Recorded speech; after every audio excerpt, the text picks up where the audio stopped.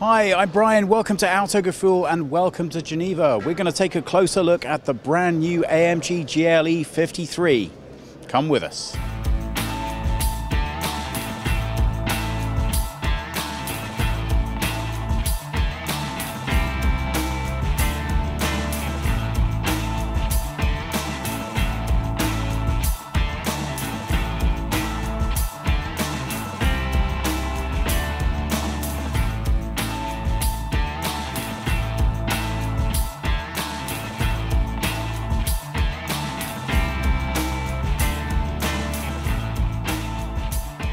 The first thing to mention about this car is it's not only the styling that's AMG, it's AMG through and through.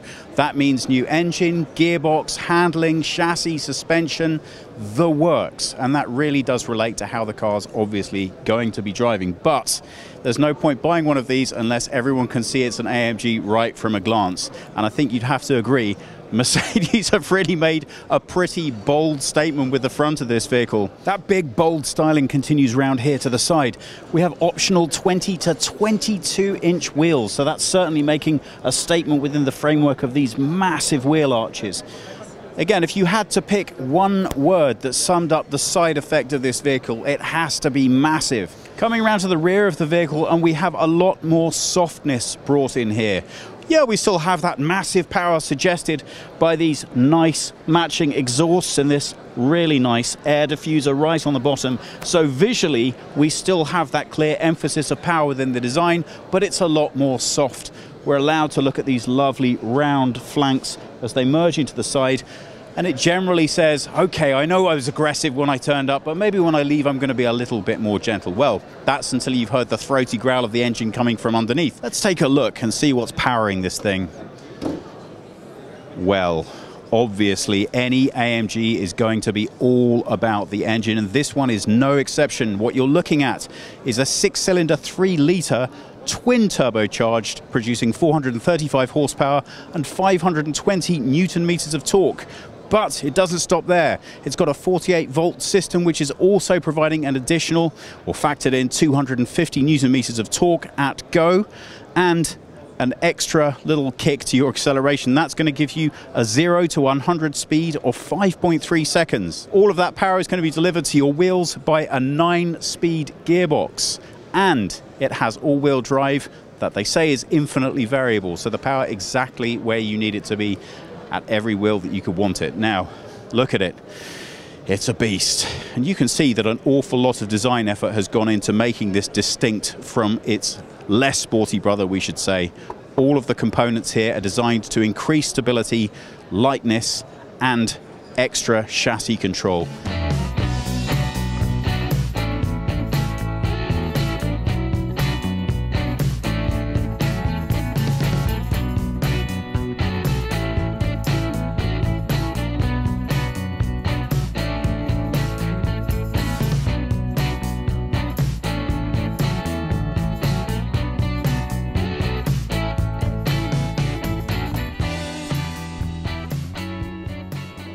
Let's take a look inside and see what AMG have done with the interior. Well, I think maybe it speaks to Mercedes' usual standards when I say that there's nothing here that amazes you. You expect high quality materials from Mercedes and a certain degree of finishing, and needless to say, that is exactly what you get when you open this door. There are many, many different combinations of materials to choose from when you go for this car. So if you see something and you think, I don't know if that's really me, all of this silver effect could be a little bit much for some people. Don't worry, there are lots of different options you can have. The controls are nicely set into the door. They're all kind of well laid out that you can pick what you want without touching it accidentally, and stylistically it all looks and works really nicely together. You feel an echoing of the roundness of the exterior on some of these interior buttons, but they're all very tactile. This being Geneva, we have the leather finishing on the seats, but for the first time in the top-end cars, you can now get this without a leather finish. A lot of people, but nobody, I think, more in the world than possibly Thomas himself would be excited about that. So it's just nice to have that as an option for people who like to have the choice. Once you get into this car is when those AMG features really start to take effect on you as a driver. But before we get into that, just a couple of notes on the GLE design itself. So as previous users will appreciate, all of the seat controls are inset into the door itself, and I find that really particularly convenient. If you have an unusual body shape as I do, it's really nice to be able to get exactly the seat control that you want without needing to grope around the side of the chair. It's just a touch that I particularly like. I'm 178 centimeters or 5'10" in height, and as you can see, even with this massive panoramic roof, I still have more than enough head height. Now, I would expect to be honest, in this car. So when we do have a little bit of a look at the lower section here, when we see all of the features that we can adjust, the sound, the dampers, the car ride height, the traction control, it's all AMG. The drive modes are specific and particular to AMG. So the idea behind the DNA of the car is that it will drive like a Mercedes, but not like a Mercedes. Now, if you want to know how on earth that makes any sense, if you've ever driven a regular Mercedes and then taken out its AMG brother, you'll know exactly what I mean. It's just a little bit of a different experience. More power, more performance, more handling, more aggression, but still that stylish subtlety that you expect from the drive of a Mercedes. Now, whether this car can deliver all of that without asking me 400 times how it can help, I don't know. I just told the car I didn't know. Please stop speaking. Can you say that again, please? Let's try it again. Please stop speaking. Okay, I think he got the message that time. Let's take a look at some of that styling detail in a little bit closer detail. Now again, if any of this is off-putting to you, please don't be put off by this specific choice of materials. There are lots of options. This wouldn't be my first pick. Always you make piano black. Why? Now, some of the manufacturers seem to have mastered some magic form of piano black that doesn't show fingerprints. I promise you that Mercedes are not one of those. If you have a look at that, this is not going to work for me. What is going to work for me is the effortless functionality of everything in this central console. In keeping with the styling and design of this car, we have a really rugged, solid feeling to this central console here, and practicality is everywhere. Coming through to the back, it's important that as much of that experience of comfort and quality is brought back here as possible. And I'm happy to see that we have the same attention paid not only to the quality of materials, but also to the usability of it. That is really nice and straightforward. I love it when rear seat passengers are treated as if they're not an afterthought, and you're not going to have that experience back here. Not only quality, but also thought and design. Look at these seats. They've been very nicely designed to offer the maximum amount of legroom possible to the rear seat passenger. There's a nice big carve taken out of the rear of this seat, which makes space, obviously, for the legs of the rear seat passenger. Now, don't be completely fooled. I just set the seat in front for me and I have very short legs, but as you can see, there is acres of space back here. So you've picked up your mother-in-law and her sister and you're going to transport them off to dinner somewhere fancy, but your mother-in-law's rugby gear is still making the rest of the car smell, so you need somewhere to put that. Where are we going to keep it? In the back. Well, I can tell you that I have been through copious pages of notes on this car, and nowhere have I been able to answer the question, how much room am I looking at? Well, you know how we work here at Autogefühl. We need to give you as much information as possible, and as I think by now you all know what size I am, you should be able to get a fairly decent impression of the available space back here. We folded the rear seats down so you can get a really good look at exactly how much room you have back here, and these are all nicely electric, so really zero effort to you to deal with whatsoever. This car has third row seating built into it. So it's conclusion time for the AMG GLE 53. What do we think? Well, I think it's very much a division based on personal taste. As far as the styling is concerned, there is no dispute whatsoever. This is an AMG, and depending if you like the way that the Mercedes design language has evolved, they say it's Bauhaus inspired. I don't know. That's not what I'm picking up, but still, maybe I could learn a little bit more about Bauhaus. I think is going to dictate how you feel about the visual presence of this car. It is very commanding. but the integration of technology into the car is fantastic. This particular choice of interior styling wouldn't be my first pick, but I really like the way that the styling has been used to pick up on the accents of AMG, to integrate the technology that AMG brings to that design, and to make you feel like you are king of the road. That is, after all, the experience you should have with this car. If you don't get that when you sit in one of these, you should sit in a different one and see how you feel then. So I think there's a lot to like here. Obviously, the proof of the pudding is going to be in the drive. When we come to this technology, you really have to ask yourself how much you're prepared to spend. We don't have pricing for this vehicle at the moment, but I can promise you it isn't going to be cheap. And if you're looking at comparable performance in a car for an awful lot less, there is a lot in the market to choose from. So really what you're talking about is the total package. And with an AMG GLE, that's all about your ability to drive in great comfort, also very aggressively and at good amounts of speed. So if you have the capacity to do that where you live, oh my goodness, you're going to get rewarded by this car. But I think if you live in a city like Paris or London, you probably need to ask yourself if you really do need the AMG version. But at least everyone you know will know that you bought the AMG version. So if that's important to you, it's certainly going to pay off in dividends.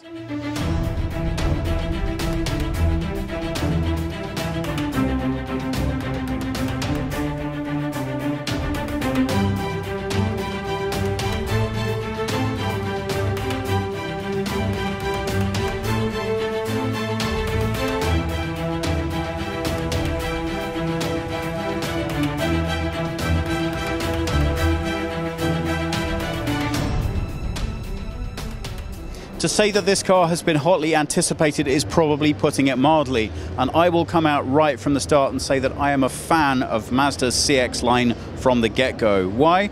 Well, first of all, I feel it compares very favorably at price point, and two, I really like the styling. It's a little different, it's a little edgy, but not too radically different. And I'm happy to see that many of those characteristics have made it through to the new CX-30, but with a little bit of a twist.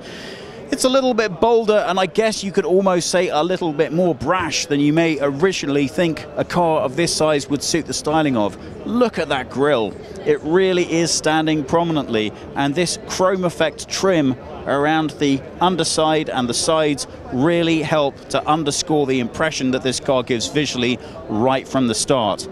Styling details I really like are the way that the front cuts straight into these lights. It almost gives it an animalistic type of appearance on the headlights. It really does give the car a unique face.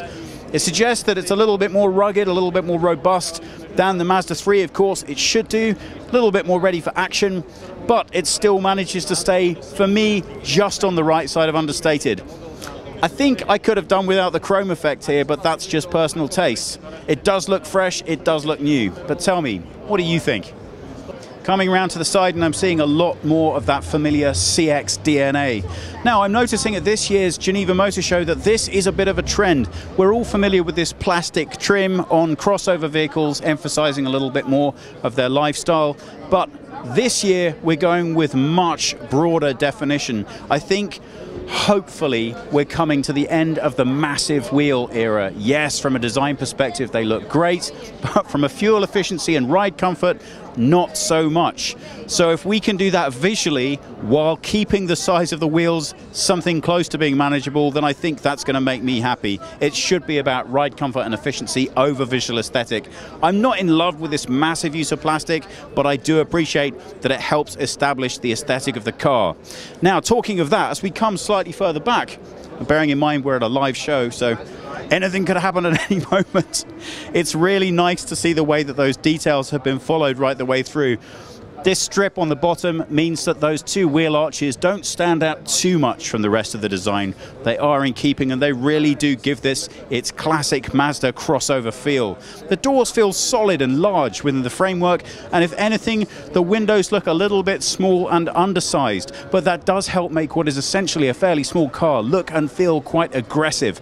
Coming round to the back, we see more of that animal element being brought into the design. Doesn't that just look like an eye of an animal with a hood over the top? This is an excellent opportunity to show you the boot. We didn't do this, but it's always a bit of a challenge filming at Geneva.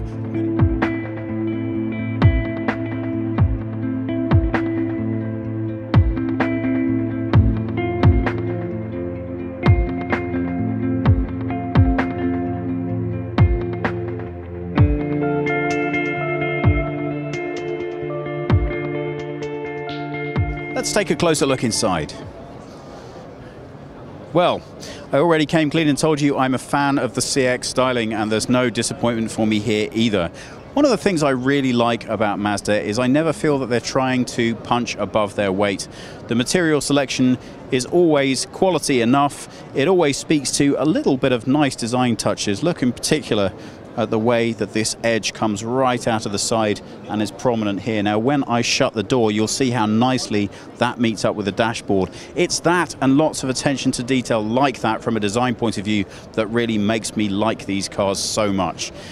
Okay, there are more expensive cars with more expensive features, but you know what? I think that at price point, this is really nicely put together. So the CX-30 is giving me exactly what I hoped it would do, both in terms of material use and in terms of finish. Let's take a seat in and see how it feels. If you're familiar with Mazda's CX line, then there is nothing here that's really going to blow you away as being significantly different from what you've already come to know and appreciate. What is nice is the way that this works within this size and profile of car. But I can tell you from personal experience that the controls are very intuitive, easy to utilize, and very pleasing to touch and interact with. They feel solid and well put together. So I will forego an awful lot of shiny piano black plastic to know that everything in my car is going to work exactly the way that I like it. Now, if you're a fan of a Mazda 3, you like that experience but you want a little bit more space, what I think Mazda has done particularly well with the CX line is maintain all of the things you like about the drive of those more conventional cars and just giving you a little bit more lift and space. Being a CX, it should be more than comfortable for adults. So the back should be just as nice as the front. Well, I've got plenty of spacious room back here and it is very comfortable, but let's have a brief look at the legroom. So not quite as much as you might like, but don't forget this is one of the smaller models. So if you are thinking of standardly needing to transport big guys around with you, you might want to look at the larger model up. But that said, the finish of materials and the presentation of the back is very nice indeed. There really hasn't been any lack of attention paid to the details back here, and the seats are extremely comfortable and supportive, so I could go on a nice trip in this. If you're thinking about comparing one of these to the Mazda 3, well, you get an extra 25 millimeters in ground clearance. That's around about that, and it does make a difference to the ride. But the real difference, clearly, is the amount of available space behind you. That's almost a third as big again as the Mazda 3. So that space can certainly come in handy. And as far as the way it relates to the interior, well, for the size and profile of car, I think you have more than enough room back here. So what do we think of the CX-30? Well, it's now in a very crowded marketplace, so the good news is if this isn't quite your taste, there are lots of other cars to choose from now. You don't have to be stuck with this. But I say stuck with this, that's something I personally would be very happy with. I can only recommend, if you haven't driven a Mazda for a while, take one out, give it a drive. The way the package all sits together is really nice indeed. So what I like from this experience is that all of the best elements of the CX line have made it through to the CX-30. It looks and feels very familiar. I think the styling works for this car. I can see that it wouldn't be to everybody's taste. So if you're looking at this thinking, I don't quite know, do give it a drive before you write it off. It's been very interesting to me to read a lot of the reviews of the rest of the lineup. I think it's been a bit of an opinion splitter, and for my money, I don't think it should have been. Not at this price point and for this much car. It's really a pleasure to drive and really great to own. So, if you can cope with the styling, if it's not too individualistic for you, then give one a try. I can tell you, you'll have an awful lot of fun. This is the Audi Q4 e-tron, all-electric SUV in a more mid-size segment. So they already have the big e-tron SUV. This one here now a little bit smaller one. So far still a concept, but it's also again quite close to reality. So we can really say that this one will be the Q4. How will it play out technology-wise? Also some interesting sustainability features there. Of course, an exterior-interior tour. How you know it here from us at Autogefühl. Let's go.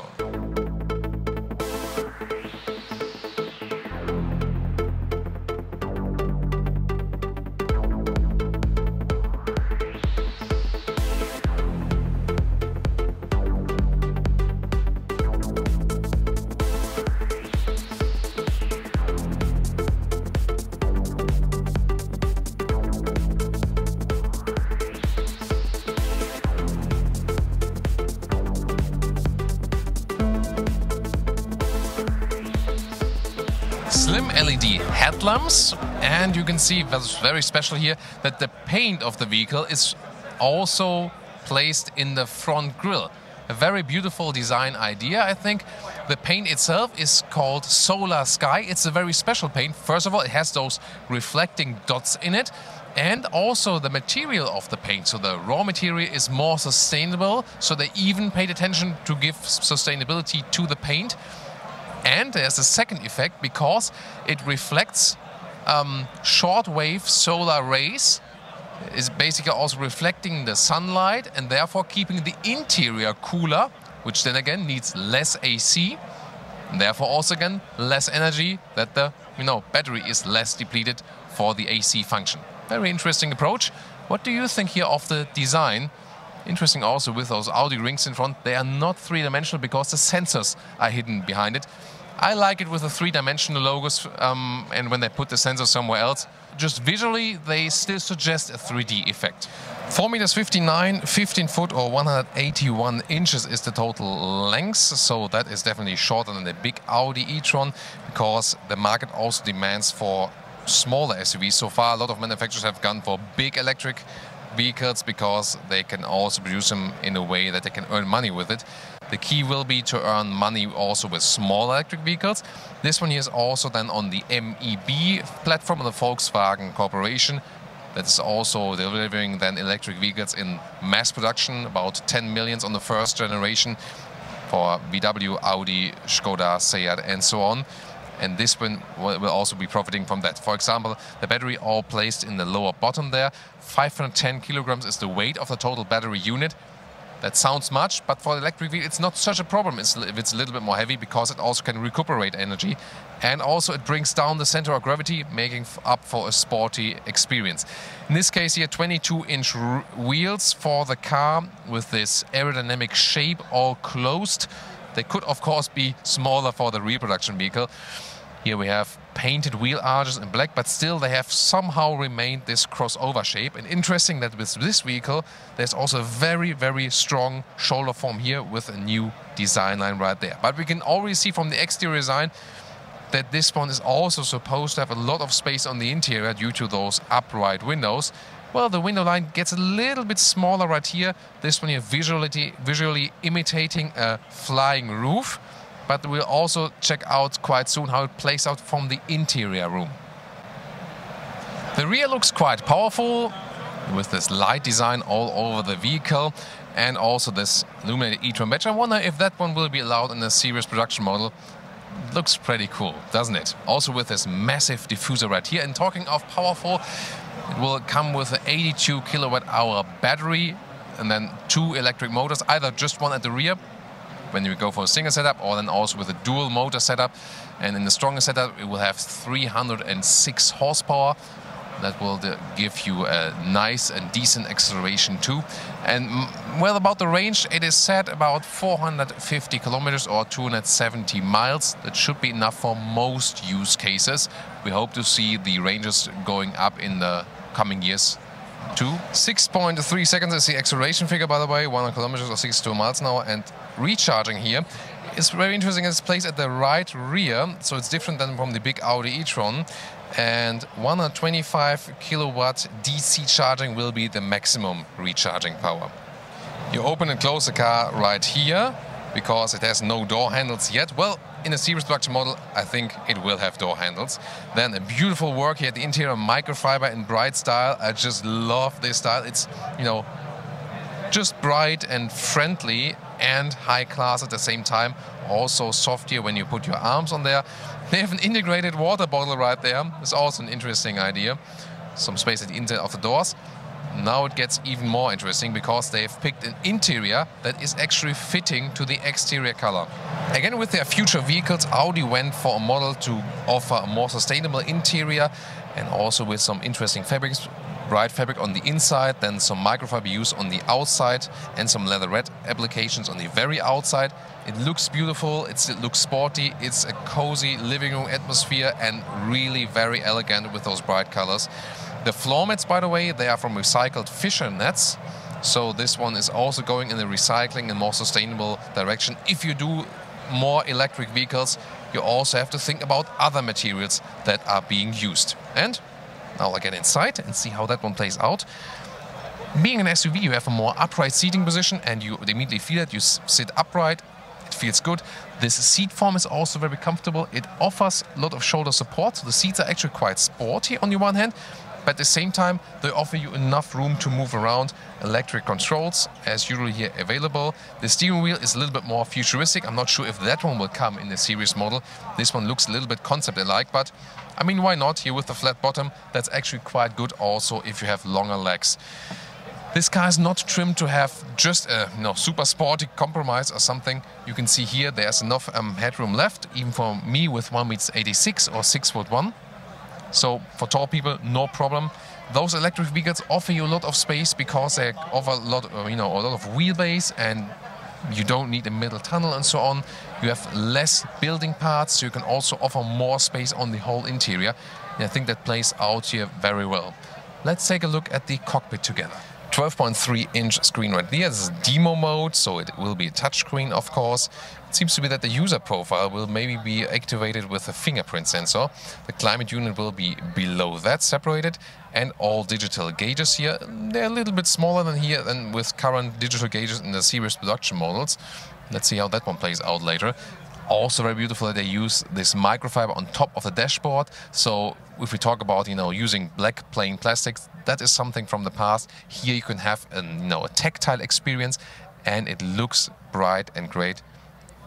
I'm really really very keen on that interior. Some plexiglass is being used here to have this transparent effect. The gear selector will be rather minimalistic. Those ones here is maybe a blind design area, so this one is one of the parts that is not close to the series production model yet, but we can already see design-wise where it's going to. And I really have to say, this makes a good and friendly mood just when sitting here. Everything looks clean yet modern, and indeed, it's more a living room than a car without being not sporty enough or so. So I really like in which direction they're going here with the new interiors. Of course, if you introduce something new, there's always a lot of room for discussion. So let's start the discussion right now in the comments. About the rear compartment, and this is now finally profiting from this electric building platform. First of all, it's quite spacious. No problem here for these. Also very intelligently built as for the seats. Headroom also no problem. And the big thing is really there's no middle tunnel, because you have all-wheel drive here, but you don't need a physical connection, rear motor, front motor if you want so, and therefore it's just open space right there. It is still thought out for a single seat setup, but you can move around more freely, and theoretically if you would build this car then for 5 people altogether, it's just easier to sit here also in the middle part, even though it's a hard surface or a harder surface than on the outside here now. Headroom-wise it still does work, but you can just move around more freely than especially with your feet. This is also one of the big advantages of those EV cars. We have seen it with other new electric vehicles that they put a very thick climate unit right there, but in this case it's a good solution. And I also like it really that they have in the rear again this very beautiful fabric seat design layout. So I think they have made huge progress in their interior design language, and also as for the materials, it's really very cool. So I like it. I've been looking forward to bright fabric interiors for a long time now. Seems now they will finally be delivering that. And by the way, just to mention the frunk, if there will be a frunk, not sure yet. And also the rear trunk, we cannot open it right here with the show car. They also have some technical stuff installed there and additional batteries that the light will be running all the time here on the motor show. But we'll show it with the series production model. And a lot of things already come quite close to the final production. And I think that's just what the car needs here. That you have also a premium SUV, which is not too big, which you can still, use inside the city for parking in and out, but already offers a lot of space on the interior, also with a sustainable interior, a bright style also as for the colors. So everything very modern. Then also technology-wise on the full MEB platform. So this is not, electric compromise. This is all thought out from the beginning to, some common guys, I know, running around here all over the place. So this one here really thought out to be an electric vehicle all the way. I think this is also an intelligent solution. There will be more range also than the current electric vehicles they are offering. I think they're really heading in the right direction with this very car. What do you think? Do you share my opinion or think everything else differently about this very vehicle? Definitely one of the most interesting vehicles here on the motor show that looks forward to the future, and well, it will already play out in 2020, by end of 2020, when we see the final version of this car and be able to drive it. The Polestar 2.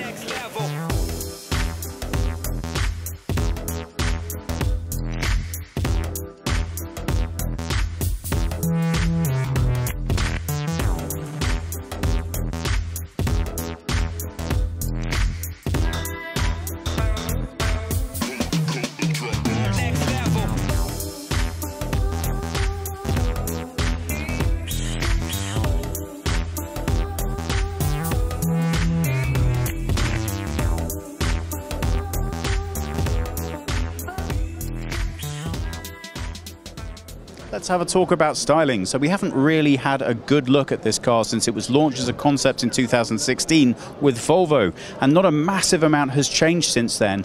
Being billed as the Tesla 3 competition, obviously styling is key in this market. It's really important for a fully electric model to punch a little bit above its weight when it comes to styling. So what do you think at this? Take a look.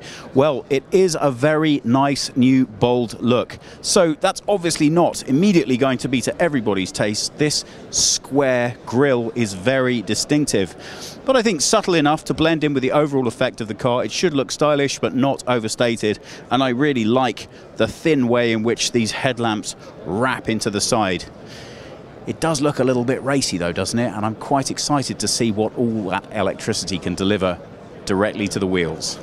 Once we come around to the side, things really start to change up a bit, and we lose a little bit of that sports car feel and head more into the area of a crossover. As you can see here, we've got plastic trim that really emphasizes the multi-utility kind of aspect of this car. Look at the size of these wheels. They're really setting and framing off the side nicely. As we come further back, we have a lot more bulk and heft than you expect from looking at the front. This is not at all sleek and minimalistic, but it does make a very impressive statement. There's a lot of solidness to that car, and I think that speaks very highly to the Volvo heritage that it comes from. The character line that runs right along the length of the body and straight through into the back really helps tie the design of the front through the side and into the rear. And as we come around the back, we can see how that finishes off the car.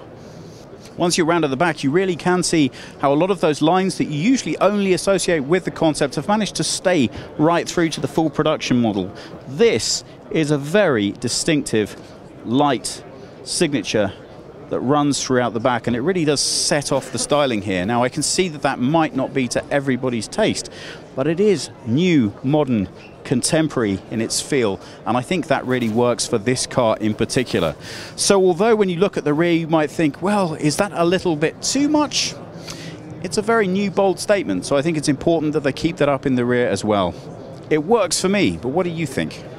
One of the most fun things to do with new cars at motor shows is try to guess how to get into the boot. Now, I'm cheating a little bit here because I saw somebody do this before, but look at this. Now that looks really stylish, but you do have to consider how's that going to feel in the middle of winter. But don't worry, they already thought of that. Once the full production models come out, you will have contactless entry to the rear. Once you get into the rear, you can see that despite the batteries that the car is packing, there is a more than sufficiently sized rear boot. Now, I don't actually have any numbers on here, but we can have a decent look around to see. If we lift this up, we can see that we have additional storage under here. It's particularly helpful, so you can keep your boot empty normally, only for things when you need to pop them in. So more than enough room back here for a standard car of this size. And of course, nice touch control for the boot. So in concert with the design at the rear, I like the way it's been finished, I like the way it works, and I think it gives you more than enough space. What do you think? Let's have a look and see what's powering this thing. What have they done with the motor? Okay, so obviously it's an electric motor, but it is fully enclosed, so we can't bring you any great pictures of it. But needless to say, you do get a little bonus storage up here as well. What is powering this thing is a 78 kilowatt hour battery. That's giving it a mile range of approximately 275 miles. If that doesn't sound amazing, that's because don't forget they changed the standards. According to the old rules, that would have been closer and comparable to a 500 kilometer range. It's all-wheel drive, it produces 408 horsepower, and it will do 0 to 100 in 4.7 seconds. It also kicks out 660 Newton meters of torque. So, it's going to give you a fair amount of bang for your buck. Still a bit sad we can't take a look at the motor.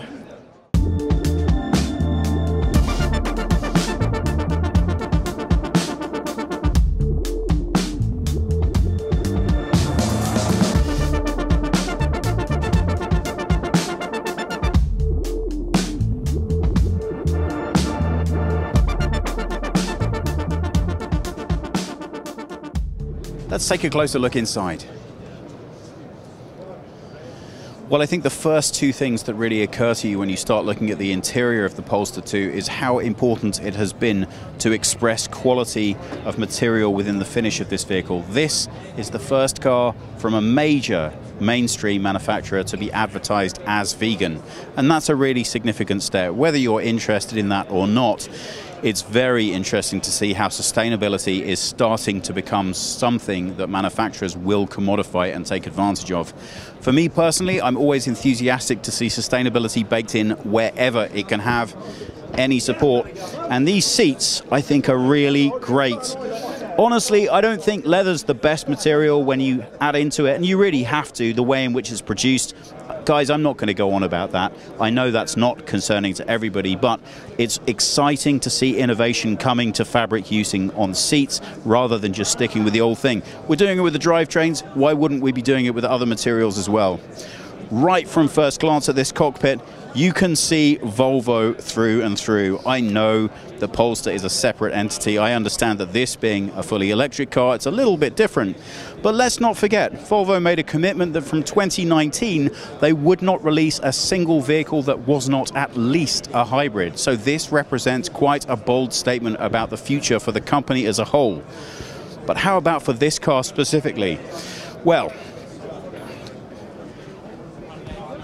I think it's fair to say that Volvo's entire lineup have always felt very contemporary. When you sit in one, it has a certain aesthetic that really speaks to you, and this car is no different whatsoever. The aesthetic is clearly going for modernity and also quality. There's lots in here that you will recognize and find familiar if you're used to other Volvo models.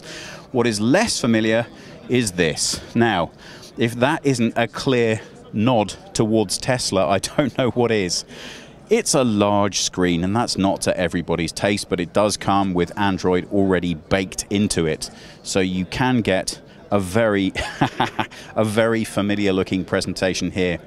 Everything visually is very cleanly finished, and it all speaks to quality. If you look at the digital display here, it's nicely integrated. I guess the materials here might feel a little bit too modern for some people's tastes, but it is an electric car, and honestly, I think modern has to be what you're going for. Again, everything you touch feels as if it's made of a high-quality material, and it's just nicely finished. Driving position is good. It's very low within the vehicle. I feel that the vehicle wraps around me in a very solid fashion. Headspace is good. I'm 5'10" or 178 centimeters, and look at this. Fully glass panoramic roof and a whole fist's worth of height at my head. So I'm very comfortable indeed. Lots of nice feeling of control. This massive tunnel here, again, is not an unfamiliar concept. We have a storage pocket here for the driver, the automatic gear selector here, and a massive well here for phones and charging. I'm not a huge fan of these, and I hope that they might disappear for something a little bit better at some point in the future. If what we're really obsessed with is quality of material, then why would you put that on top of your USB-C charging points? Oh, I guess it's removable. I hope it's removable. Let me pop that back in. I don't know, it's a little detail, but one that I think could have been finished a little bit better. The screen looks nice, it works well. Come on, Essentially, it looks like a massive iPad, and I think that's okay. Except that, as with all technology utilized in cars, it's always a couple years behind consumer electronic products. The issue there being that as the world of phones and tablets is going borderless, well, that might seem like nothing of any consequence at all, but I have a funny feeling that that is the very first thing you're going to notice looking dated on this car after you've had one for a couple of years, because these borders, well, already you could argue don't exist on consumer products. They certainly won't be existing by the time this car is 2 years old. Further down, a very clean interface for the driver. Everything is laid out very much to be as minimalistic as is humanly possible.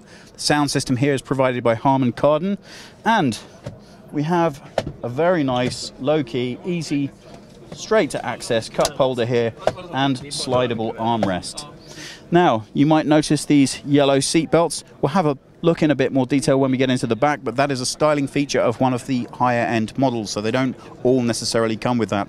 That's just to tell you and your passengers, yeah, I spent a little bit more. Let's take a look and see what's happening in the back. Well, I'm happy to say that that contemporary style and use of materials is continued back here as well. It's really nice to see the innovative approach. Now, you may or may not be aware, but this car is available in fully vegan outfitting. I know that that's not exactly on everybody's top priority list, but I can assure you that it is on Thomas's. So he is very, very excited about this car. And I think it's very nice to see a premium brand really start to take that market concern seriously.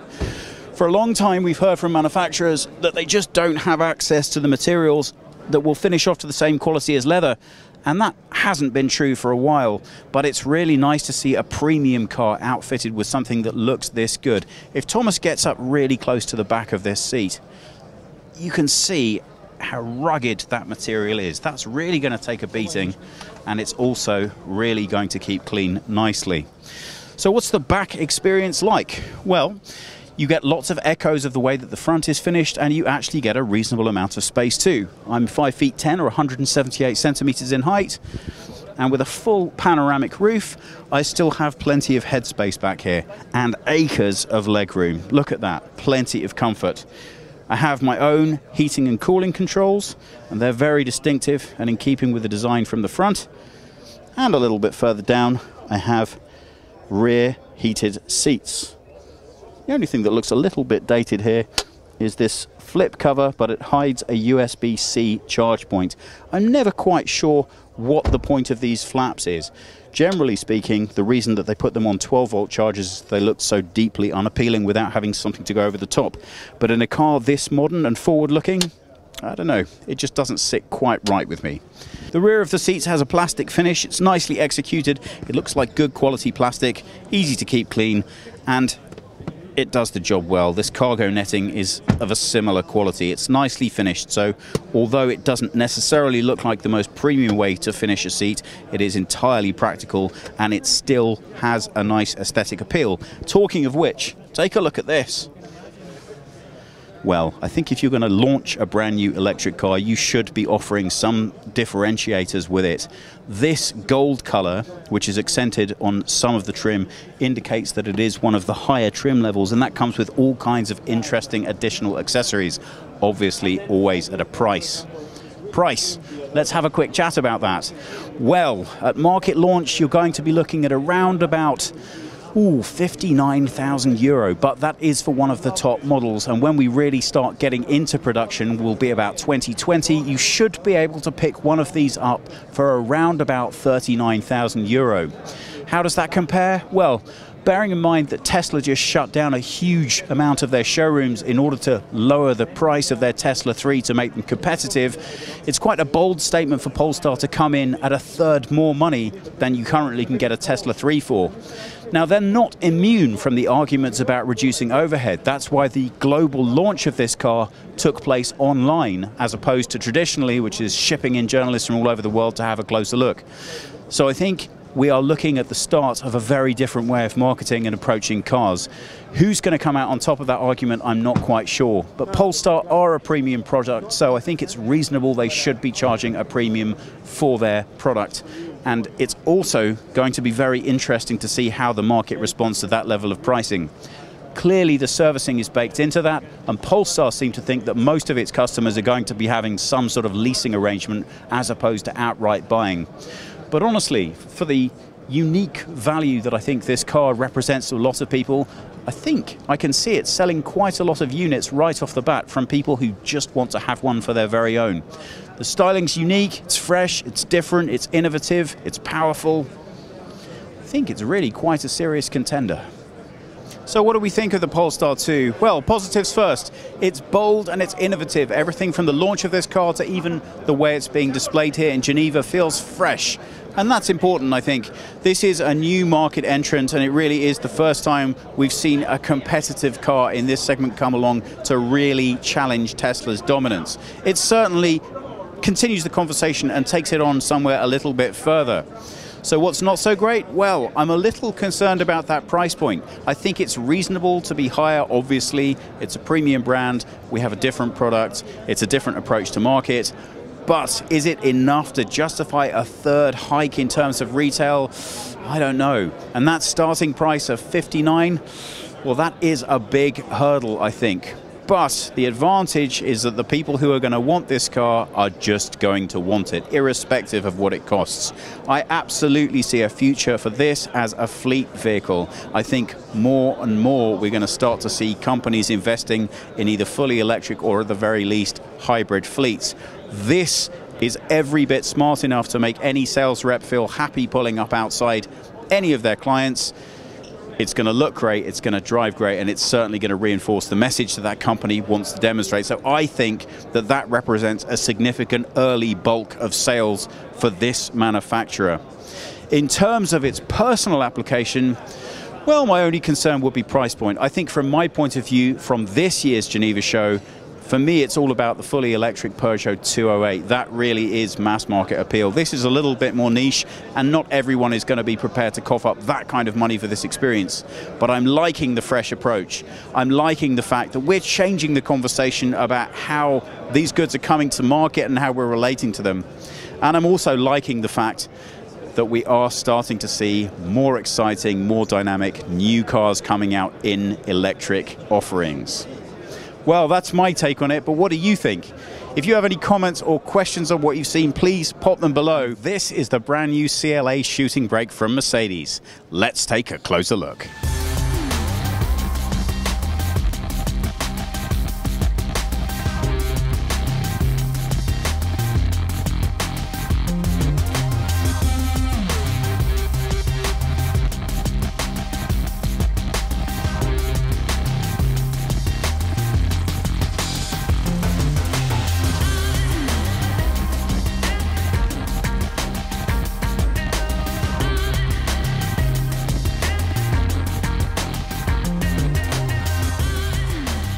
What's changed with this model? Well, I can tell you that we are now 53 millimeters wider. So what is that for Imperial, guys? It's about that. But we're also 2 millimeters lower, and that is only about that much. But you can really see the impact that it's had on the design of this car. Now, I once heard a designer say, and you get extra bonus points if you can tell me which designer it was, because I did mention it in a clip, that if you like the design of a car, you should take away one design line and then see how it looks. And that is something that they have tried to emulate with the design of the shooting brake. As we come slightly higher up the design, I think we start to get a sense of exactly why this car is so popular with designers. You can see that so much care and attention has been put into the detail of how this car visually presents. Look at the way these headlights cut into the side, and they match so beautifully this line of the bonnet coming right up and right into the wing. Every detail here is really thought through, and just look at this detail here. Look at the way that that cuts straight into the wheel arch. It's so aggressive but so precise, and really does accentuate the way that the wheel works within the arch. The CLA is now 48 millimeters longer, and in conjunction with that decreased height ride of 2 millimeters, what you can see is that really does increase the sportiness of the feel. Now, it's not only that. Remember when I said if you like the character lines, maybe you should remove one? Well, that is what has happened at the shoulder height. Gone is this defining shoulder height line right throughout the body, and what you have is just a feeling of almost swell as we get through the car to the coupe line right at the rear, meeting up with this stylish accentuation of the rear light right at the back. So there is no more defining feature of a shooting brake than the side profile. This speaks to people. It either infuriates them or drives them wild with desire. So let me be honest, if you didn't like the shooting brake to begin with, I'm really keen to see if this has changed your mind. But more important, if you are a fan and a devotee of this style of car, I am really keen to know if you like the way that this has changed. For me, if I stand back from it and drink it all in one, I think the aesthetic has been significantly improved. Yes, you could argue it's a little bit more bulbous in its rear third. It doesn't quite have that classic drop-down, draggy coupe line, but it looks a whole lot more distinct. Now, this for me is the real story of success of this car. Why? Well, practicality is a very important issue, and one of the reasons I've always disliked the shooting brake is the fact that the boot was almost laughable and unusable. Well, guess what? It's now been increased by 53 millimeters in load width. That's about that. Now, that might not seem like an awful lot of room, but trust me, when you're trying to get stuff in the back of here, it makes all the difference in the world. As you can see, we now can reasonably access this and get what we want in. And it's got a pretty decent size as well. You could comfortably fit suitcases back here and more than enough for a nice weekend away. If we lift up the cover, we can see that we've even got a little bit of space and storage below as well. Nice spot for some tools or some extras that you might want to carry around. Okay, so in due course there are going to be an awful lot of choices between manuals, automatics, petrol, diesel, and who knows what else powering. But at the moment we have only the top engine to look at. That is a 4-cylinder CLA 250, 2-litre petrol engine producing 225 horsepower, 350 Newton meters of torque, front-wheel drive, 7-speed dual-clutch gearbox, and it will give you an efficiency, well, they claim, of 6.5 litres for every 100 kilometers driven. Now, I'm not quite sure about that.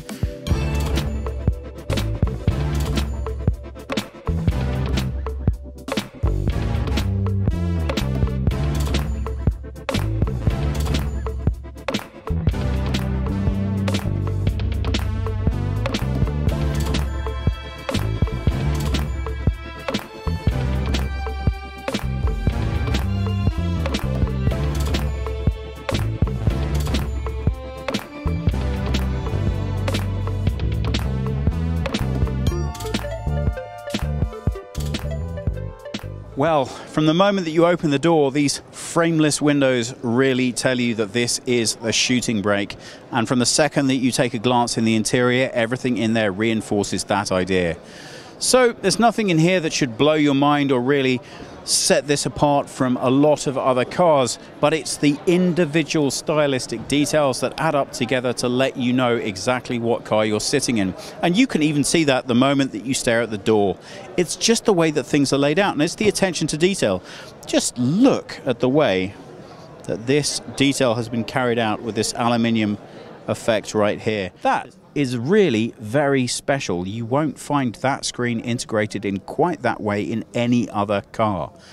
And even these air vents, okay, it's my old worst enemy piano black, but this is a very particular layout and I like it. It's very unique just for this car. So when I think of a shooting brake, I think only, okay, I'm going to compare this car with other shooting brakes, not with other cars. Because in terms of practicality, let's be honest, there are better cars. In terms of sports performance, let's be honest, there are better cars. And in terms of pure emotional design, let's be honest, there are better cars. But in terms of originality and flair and being able to pull up outside somebody's house where they haven't seen 7,000 of that car before and where you're driving something that's just practical enough, just fast enough, just exciting enough, I think you'd have to think for a long time before you found something that could punch above this weight. In keeping with the styling of the car, a lot of details have been carried over from other lines that really reinforce the idea that styling is key. What do I mean by that? Well, there are 64 ambient lighting modes. Okay, that's not a new idea. An E-Class had that 2 years ago. But there are 10 colour worlds and 3 colour zones for this car. You know I'm not the world's biggest fan of this piano black, but I love these air vents. Look at those. They're such a nice design feature and they feel great to use. Down here we have a full range of features that we're more than familiar with. They're very easy to identify by touch without needing to look at them. And this is getting to be quite a familiar sight in terms of how Mercedes are integrating their center console into use. And 2 cup holders here, charge points here, USB-C, 12 volt, and an inductive charging pad. So nothing there to blow your mind. And I'm happy to see that we haven't gone crazy on redesigning the Mercedes interface. Let's take a look in the back and find out if it's going to work for us. Well, aesthetically right from the start, I think you'd have to agree that is very nicely finished. Stylish, not overblown, nicely understated, and really in keeping with the rest of the car. But is it comfortable or practical? Well, I'm going to take a seat in there and find out. A lot of attention has been paid with the increased dimensions of this car into making the back of it a lot more usable, and it really shows. So, again, 5'10", 178 centimeters. And for the first time ever in a shooting brake, I have more than enough headroom. Have a look at this. I have a full 2 inches above my head. So let's sum up the CLA shooting brake. Well, for me, it's a huge triumph. But I say that as a very skeptical observer. Bear in mind, I was not a massive fan of the predecessor, but I really like to see how this car has evolved. Hasn't been around that long. 2015, bear in mind, was the first ever iteration of this car. Now, I am a bit concerned. If you're in love with that styling, maybe this is a little step too far for you. So I'm very keen to hear what you have to say about that. For me, it takes all of the elements of design, it enhances them slightly, it removes some of the things that were a little bit too defining for my taste, and it adds a huge amount of practical functionality to this car. Welcome to the new Peugeot 208.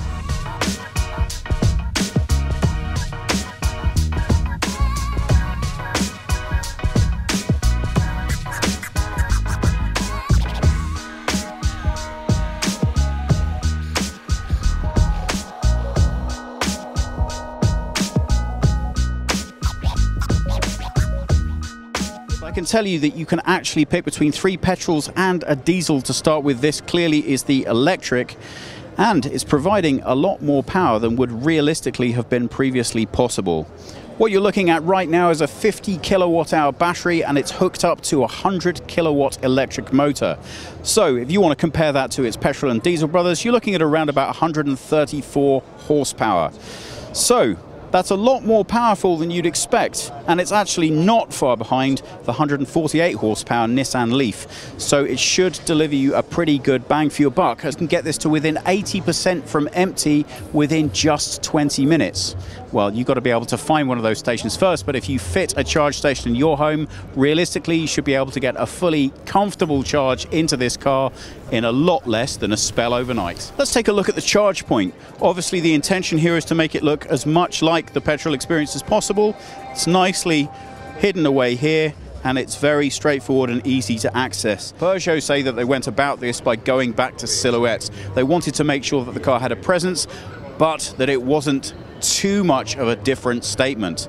You can see a lot of design elements in the front grille and the front shape of this 208, so to introduce a new element of style. I like this approach to the grille. It does have a unique feel, but it's not crazy and disproportionate to the whole shape of the front of the car. What I particularly think works well about this is you still can tell from a glance this is a 208. Look at the way these lights are now integrated into the front bumper and the bonnet. Everything here feels very carefully integrated. A trend in modern car design is to put the largest imaginable wheels on the car to give it a sense of presence. That is particularly challenging with an electric vehicle because, of course, efficiency is king. So you're often left with much smaller wheels. What they've done here, in order that the car doesn't, by comparison to other cars within the sector, look a little bit weak and small, is to massively emphasize that through the wheel arch. So although I don't particularly like the way that these colors are contrasting, what I do appreciate is that visually the car still has bulk on the road. But most important of all, we're still taking advantage of that efficiency with these smaller wheels. So, from that aspect, I do enjoy it. Now again, I guess I'm going to have to say I'm not massively in love with this color contrasting. And as is always the case with piano black, you think, well, fingerprint and dirt magnet. And I have to tell you, when you push down on this, it doesn't feel like the most solid finish in the world. But that's a small minor detail. If you look at the way that the back's been tied together, from contrasting roof liner through, down into the boot, and then right at the base, there are lots of different levels, which I think in small car design are particularly important to give it a little bit more presence on the road.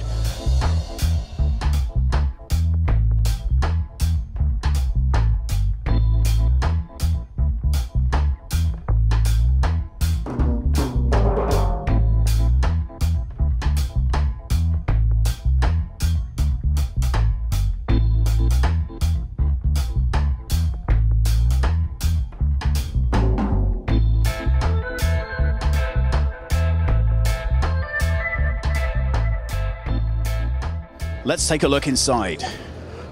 Well, right from the get-go, I think we can immediately see that they have been raiding the 508's toolbox for a little bit of ideas and concept here. But these materials are much more fresh and youthful than we expect from that experience, as they should be. This is clearly a much younger car.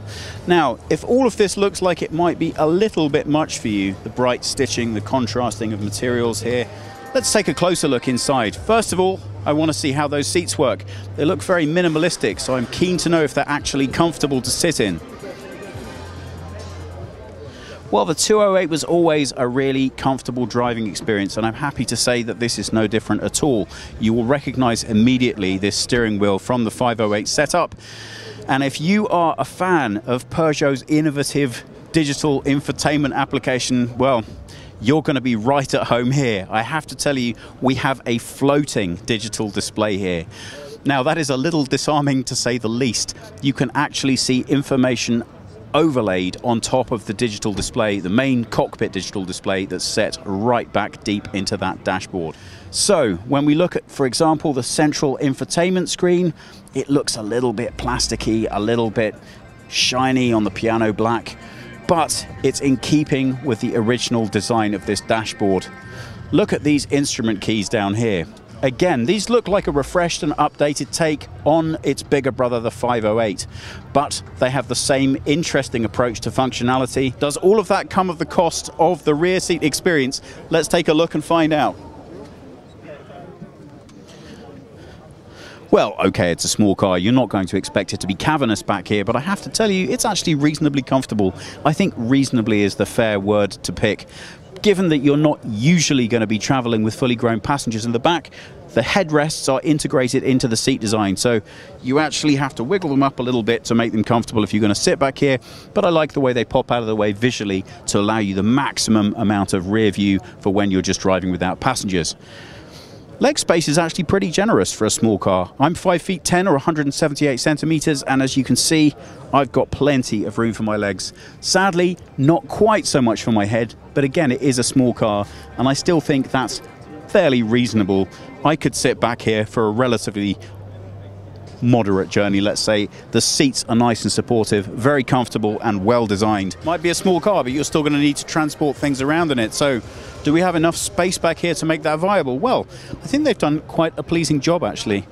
There is a reasonable amount of room here, and you even have little additional areas of storage as well. Nice, sensible luggage strap to make sure you can keep your basic supplies permanently in here, and of course a 60-40 split on the rear seat for when you want to fit larger items. Well, you might not think that's the most exciting thing in the world, but when you consider how far electric cars have come on in really a very short space of time, one of the most impressive aspects of that is the fact that you're now able to have a boot of this size on a small car when it's fully electric, and that really is significant, because don't forget, you do have to make an awful lot of room for those batteries. Well, there's all kinds of cars and all kinds of manufacturers here in Geneva. The story is always about what's new, what's innovative, but more important than that, where the market is heading. What makes me so excited about this particular car is it really feels like a slice of what's to come. So, To start with, let's ignore the electric platform. I really like the refresh of this car. For smaller cars, for my taste and the market, I think the most important thing is to deliver fun in a small package, and this design really speaks to that. Some of the elements that you think, I don't know if that quite works, are what makes this car so distinctive. It really does stand out, even from a distance, and I think that's great. If it drives half as well as it looks, this is going to be a very serious proposition. But the story of the 208 really is the electric platform. Why? Well, we've all gotten used to the idea that the Nissan Leaf's around, it's kind of in its own category. The design was always a little challenging, a little different, but it's taken us a while to start to see other manufacturers bring to market the results of that first innovation. This really feels to me like it has the potential to be a mass market product. Now, of course, we're going to have to wait and see how successfully the infrastructure that it needs is added to various different countries to make it really viable to use one of these for longer trips. But for something that will work to pop in and out of work for you, to pick up the kids and just to have as a daily runabout, I think this represents the start of something very exciting indeed. And what excites me most is that the visual aesthetic of this car matches the idea in terms of excitement and freshness. So, I'm a big fan, but tell me, what do you think? Meanwhile, so many SUVs have their coupe form. If you think about X5 and X6 at BMW, or X3 and X4, even at Audi, the Audi Q7, now the Audi Q8. Well, what about the electric vehicles? The Audi e-tron, the big electric SUV by Audi, will get the Audi e-tron Sportback. This one then is the SUV coupe version. And here still with some camouflage paint, but we can already see how it will play out. Let's go.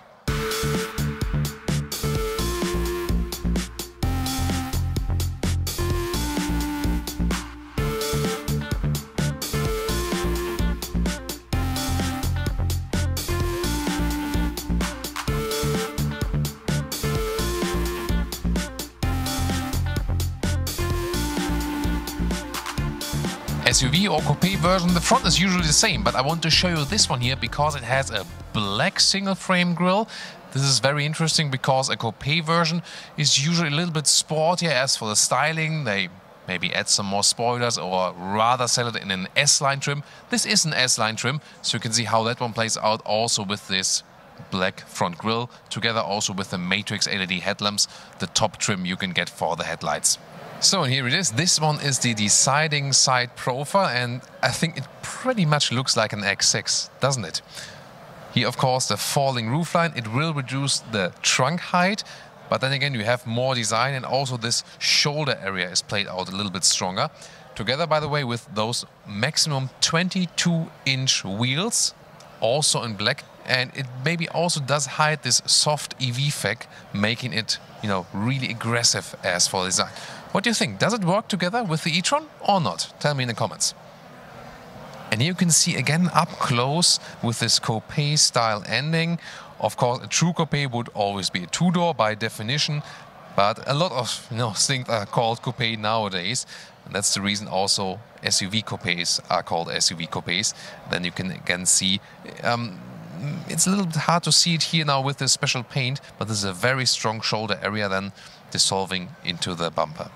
Those ones are, by the way, the virtual mirrors, so there's a camera here and then there's a screen on the interior. They can be folded in and out, by the way. That's just a safety mechanism. We cannot recommend them. We would just go for the base standard mirrors, not for this option. Why?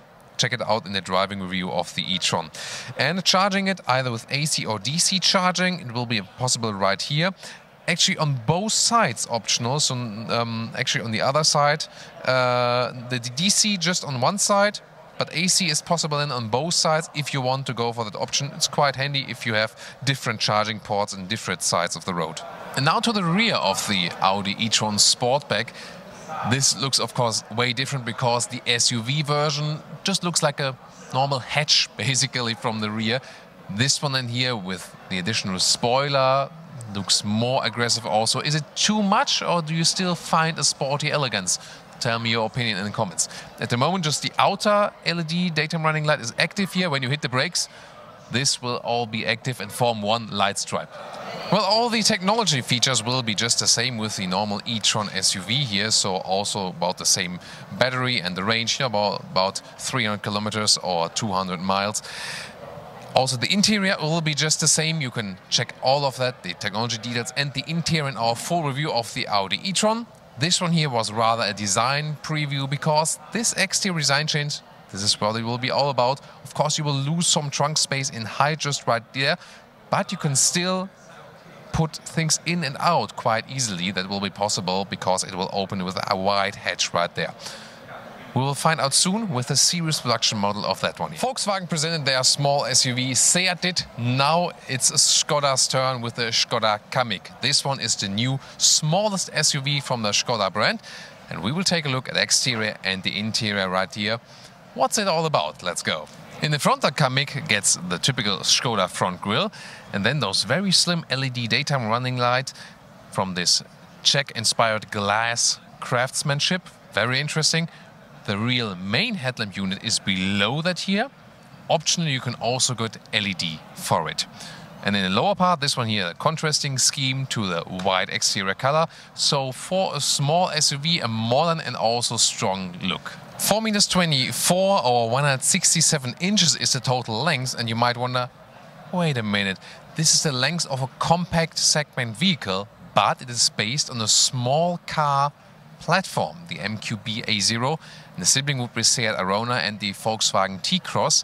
But as Skoda usually does with the same vehicle, they go between those segments, so they go always a little bit longer, so to say, to offer more space on the interior. Very interesting concept. Also the new Skoda Scala, the new, well, it is also again small car platform base, but is in size also a compact vehicle. This would be also a sibling of this one. This one you could also say it's a Scala SUV because this one sits 4 centimeters higher than the Scala in comparison.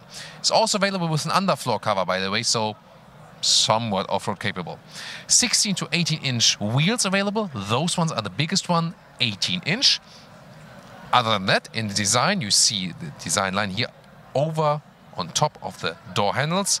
We also know those door handles. They've been using them all over the Volkswagen Corporation, but they're actually quite solid and have a nice door closing sound from the whole door. Really nicely done.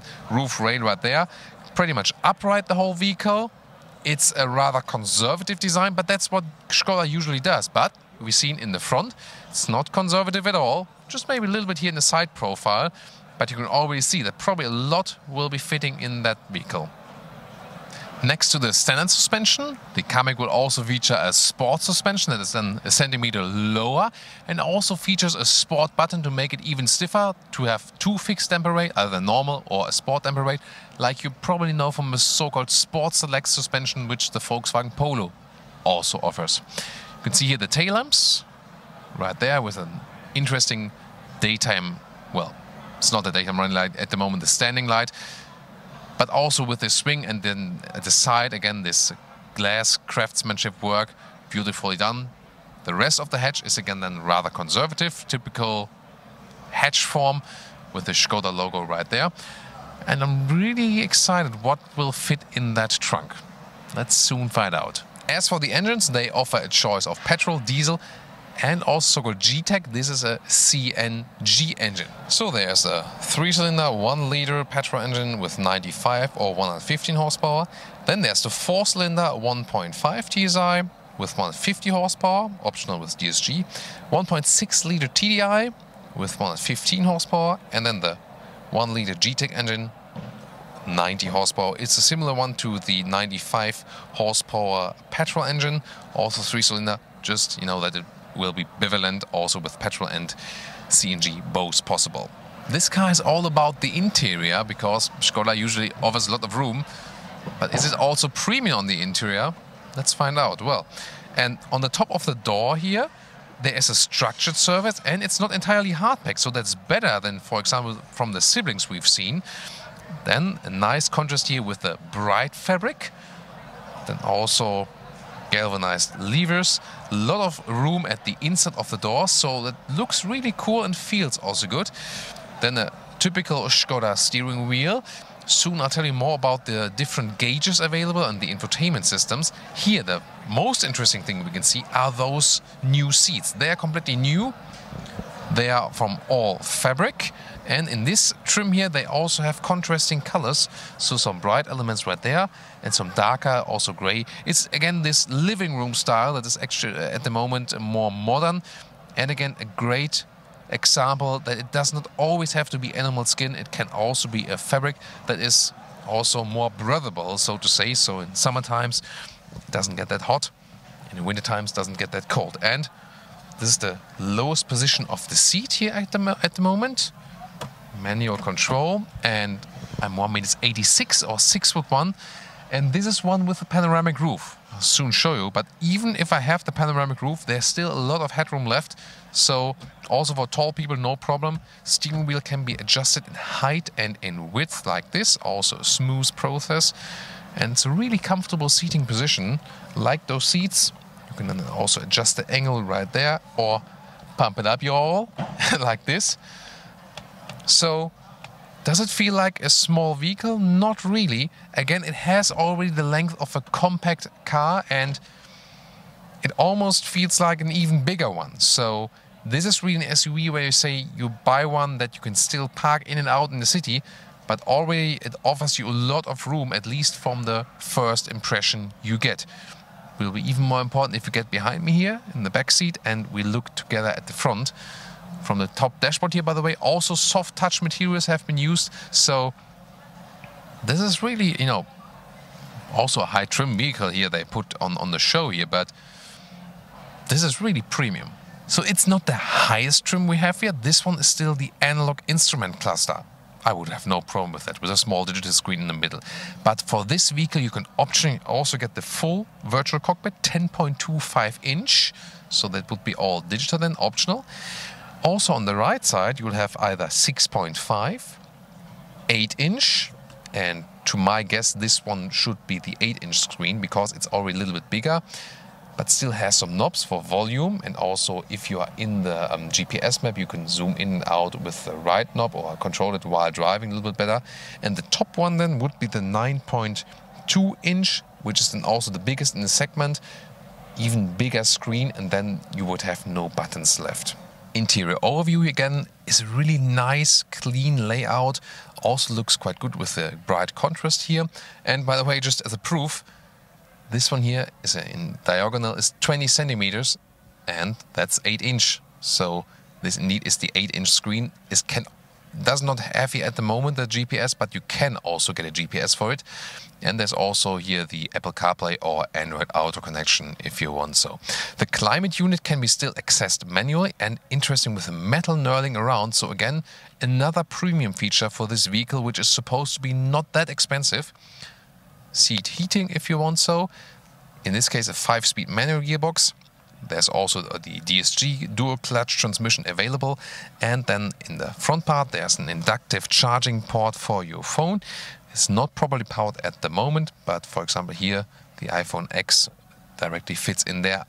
Other than that, you can also charge it, or for the connection to the Apple CarPlay, here are 2 USB-C ports. Well, for the iPhone X at the moment not good. You need an adapter at the moment for that, but they're going all USB-C now for the new cars, because that one will be is at the moment already quite common for some smartphones and will be for more quite soon. Also has a big glove box compartment, can also be cooled. Then additional storage space here underneath the co-driver seat, but just a little bit right there. Still a manual handbrake. I still like that somehow, just, you know, for some drifting.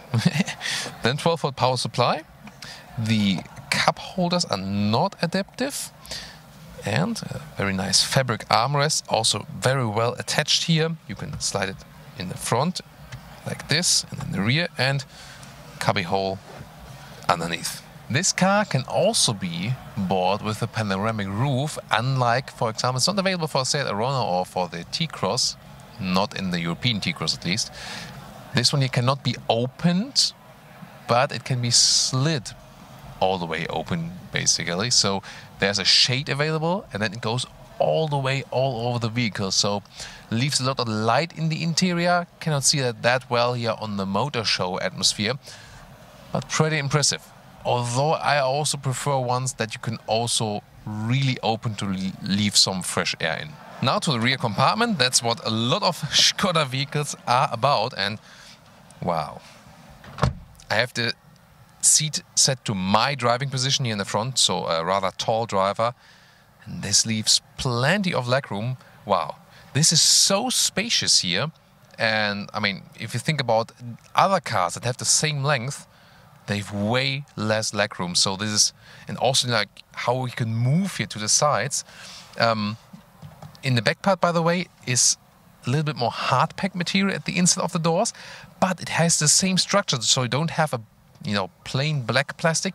It has a nice, interesting structure, so again, a premium feeling. Headroom, of course, a little bit maybe reduced here, but those panoramic roofs that you cannot open, they usually do not reduce the headroom that much. Those you can open, they need more space, to have this open folding mechanism. But they here, those fixed panoramic roofs, they should come quite close to the rest of the headroom that is available, and that is still okay here also in the rear. And you also sit quite low as for the rear passengers, I have to say. But again, you can move around here so freely. It feels so much like an open space here. Really interesting. Optional also seat heating for the rear seats even. Also, by the way, from the front seats, of course, also with seat heating available. Heated steering wheel is available. Isofix at the outside of the seats each for the child seats. Then you have some cup holders right there. You cannot push the bench forward or backward, but I mean, you have plenty of space available. You can already flip those seats in a 2/3, 1/3 split from here. Oh, there's here another top tether, but you can also use it as, for a hanger for a shopping bag. Again, the result here, how much room you have available, is really phenomenal. Very interesting detail. This one here also comes, when you want one, with this door protection. So when you fold it out, it's just a mechanical process that the door sill is being protected. It's for the front and for the rear doors, actually. You can see it here.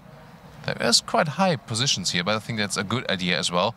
So it protects your own vehicle and also the enemy vehicle or the ally vehicle. Let's take it the ally vehicle for sure. Please, no more on the streets. Now the trunk. This is of course really interesting. Electric hatch here, by the way, and to close it again, you can either put the button. There's also the foot kick opening mechanism available, by the way, and there's this new, let's say, one-tip system that you can also just get like a tip like this, and then it closes the rest. This is also an interesting function for sure that makes life a little bit easier. The liter figures would be 400 liters like this, up to 1,400 liters when we flip it. You can see, you can also, I'm quite sure it's available. There's also like a forked floor cover. You can also see the seal here. Other than that, it goes a little bit deeper in there if you want. Replacement tire is here as well. The height here, if you go all the way down, is about almost 60 centimeters. And if you would use the even door sill, it would be about just 40 centimeters.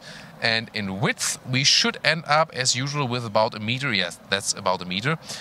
Really interesting is now when we flip those seats, as we showed you earlier, in a 1/3, 2/3 split. This would be the 1/3. You should have a gap here at the moment, yes, but then again, I'm quite sure there's also an even floor cover available that makes it a little bit more practical. Then we can put down the 2/3. And what I also did is the co-driver seat can be folded down in the manual version, and this is really cool because the overall length of the trunk here in the normal setup would be about 70 centimeters. Then up to my driver seat, as I would be driving, is 150 meters. And then if we fold down the co-driver seat to all the way front, this is in 2 meters plus, let's see how much we can get further right there. Yeah, it's about 2 meters 40 you can get in the total length right there. And this is, of course, again, spectacular for the size of the car we have here.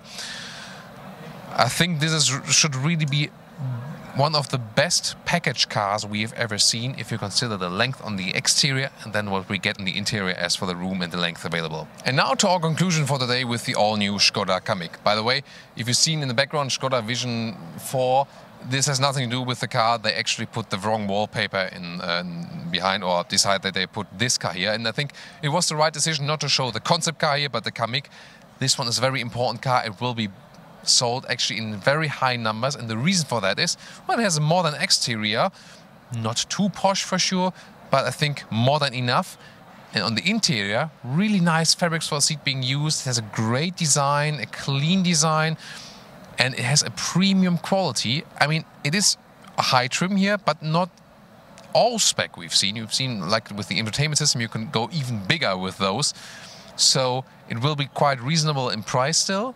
And especially the package, if you consider the exterior length to the room you get on the interior, is just fantastic. To me, I mean, it's not a super spectacular car. It's not a, you know, all leading new concept and so on. But to me, this is one of the best cars that's coming out new at the moment, because you can do so much with this vehicle and still find a parking spot, and also don't exceed, you know, super high prices, but already get a premium quality. What do you think? This is the Volkswagen I.D. Buggy, an electric beach buggy. Let's go.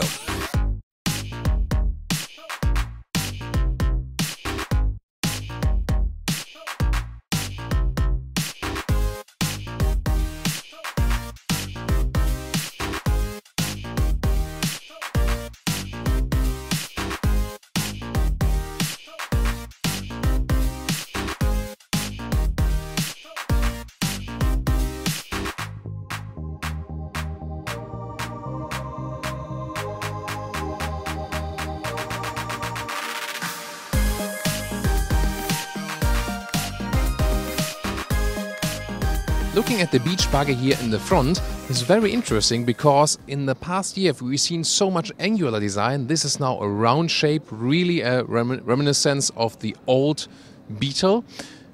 LED headlamps, those is the LED daytime running light and pure LED main headlamp unit right there. There's also an underfloor cover right there, 24 centimeters or 9.5 inch is the ground clearance between the axles. So this is indeed off-road capable. But you can see, well, there's no front grille because it's all electric. It doesn't need so much cooling, just a little bit. And that's basically also a quotation of the past, because the original Beetle had the engine in the rear and also did not need a front grille. That's why today, of course, because the electric motors and the battery also needs to be cooled, but not in a way as to combustion engines. So you don't need this huge front grille right there, and can play a little bit more with design. For example, also with the illuminated Volkswagen logo right there. We'll also talk to the designer very soon about the idea behind this vehicle. 4 meters 06, 13.3 or 160 inches is the length of this concept vehicle. It is so far a concept, but what I heard behind the stages is that it is really realistic that they will build this vehicle here. And the reason for that is more the technology background. This one is also based on the MEB, the modular electric building platform, which will be used for like 10 million electric vehicles in this first generation. So really significant, but they also want to show that they can build small numbers with the platform and then maybe adapt it. We'll soon also talk about the chief head of development about that. 18-inch wheels, you can see here with off-road tires, and then really find this interesting, this sensual form, round shapes, and also a very simplistic design language in this matte green color. Very interesting. Also with a big wheel arch right there. This one is it's basically a targa top which protects the passengers when rolling over. And as a sunshade, you can also put a fabric cover over here, maybe if it's a very, very sunny day. Well, and it's an all-electric vehicle, about 200 horsepower. It will feature a 62 kilowatt-hour battery, supposed to have a range of 250 kilometers or 155 miles. And well, it is rear-wheel driven, so that promises also a lot of driving fun. Theoretically, it can also be all-wheel drive, then with 2 electric motors, one at the rear, one at the front. You don't need any mechanical connection to have an all-wheel drive. It's all done electronically then. And the acceleration figure just for this one here would be 7.2 seconds to 100 kilometers or 62 miles an hour. And the reason is, well, the battery is heavy, yes, but it has instant torque, and so you get the power all the way. And you also have a lower center of gravity, so that's also good for road cars, for example. So very interesting that they show the flexibility as for the technology background, but what we can see is also the flexibility in the new design language. Due to this round forms here and also playing around with the lights, the car seems to be a little bit more alive than usually, and I think that's also, you know, the whole purpose behind this also more sensual design. We can also see those towing hooks here. We found them in the front and also in the rear, so if that car gets stuck at some point, well, if you also put an all-wheel drive in it, probably not that often, but I could really very well imagine, you know, going to some dunes with that one. We also see the contrasting lower skid plate here and the ID Buggy badge. And I really wonder, you know, recently we've heard, you know, everything has to be more economic, and the manufacturers are rather reducing the amount of models in their whole range. However, with this new platform, maybe that can change again. Maybe we will see an electric Scirocco again, for example, too. Maybe some, you know, sporty fun cars.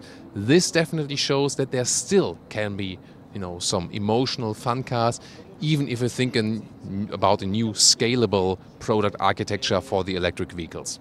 On the interior, we see a sustainable fabric surface here for the seat, but interesting is it's also durable, and all the materials here are basically water repellent, so they're washable for the outside use. And of course, if you're in a hot summertime at the beach, you won't sweat that much here on the fabric seat.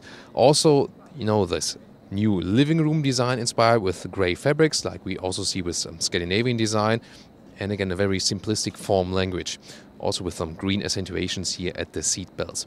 And also the front here, we've seen it also with other ID concept vehicles. The steering wheel with the illuminated logo also kept pretty simplistic, not too many buttons, just for volume and maybe changing the music track. On the right side you will then be able to set the gear. This is really concentrating then on the pure driving. Maybe a head-up display or something could be working out. And also, if you take a look at the lower area there, find some speakers, and also, well, those aluminum pedals is quite funny because they make the impression of, you know, like pause and play, like with a video game. And now let's get inside. Well, there's no door, so you can slide yourself in here. Maybe also like using techniques like you get in a McLaren or so, because, you know, you have this very thick door sill right there. Well, plenty much of headroom left here, so open space. This is really cool. So especially because you have such an open area right there, this would be you know, good free air experience. Well, the seats are actually quite comfortable. Well, looking to the front here, well, maybe I'm a little bit too tall for that vehicle. This way would be more comfortable, but definitely very interesting how that will look like when, you know, like sand is all around me. I can always wave here at the side. Of course, a great thing to experience, especially with two people, because that's how it's supposed to be. But they're also thinking about putting 2 more seats in the rear, maybe as a 4-person vehicle. You might also know the Citroën e-Mehari, which also has a similar concept as a beach buggy, probably just driven, you know, in the south of France.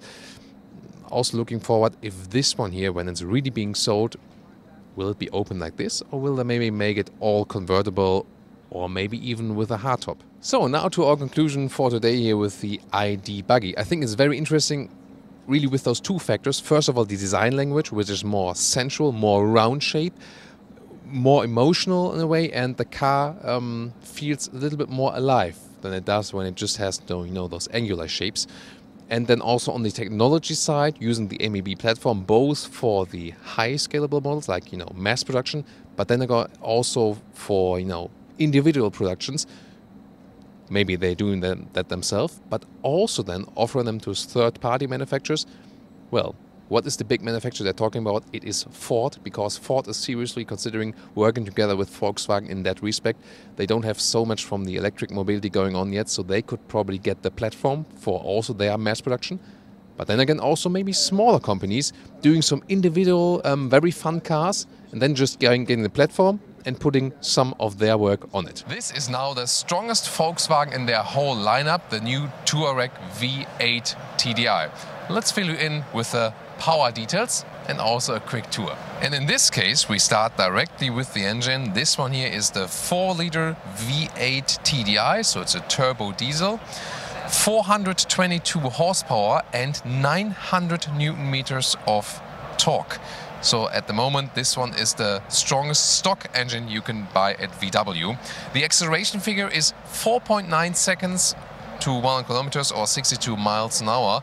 And 4.9 seconds, you might remember, this is also the acceleration figure of the freshly presented T-Roc R. Volkswagen will only build it in smaller numbers, but what else is different besides of the engine? Well, it directly comes in a higher trim. You can pick 2 different high trim levels, and then optional, you can put this one also on the car, the so-called R line. This is a sporty design trim. This is also an option for the V8 TDI, and it adds some more sporty features like a stronger front bumper, for example. You also get 19-inch rims as for standard. Those ones here are the bigger optional 21-inch rims, also in a black shiny design. Also with the R-Line, with the black mirror caps, also the black frames here around the windows. So definitely a more aggressive design as for this one. And it also comes with an air suspension as standard. So again, get some more extra equipment already included. But then again, the price is also way higher here for the V8 TDI. And taking a look here at the rear perspective, it's really interesting as the R-Line also adds this black, well, somehow wing in the very rear. The new generation of the Touareg is definitely defined by the different styling in the rear because it has more horizontal drawn tail lamps. They look way more modern, so the design change in the rear was actually a bigger step if you compare it to the previous generation.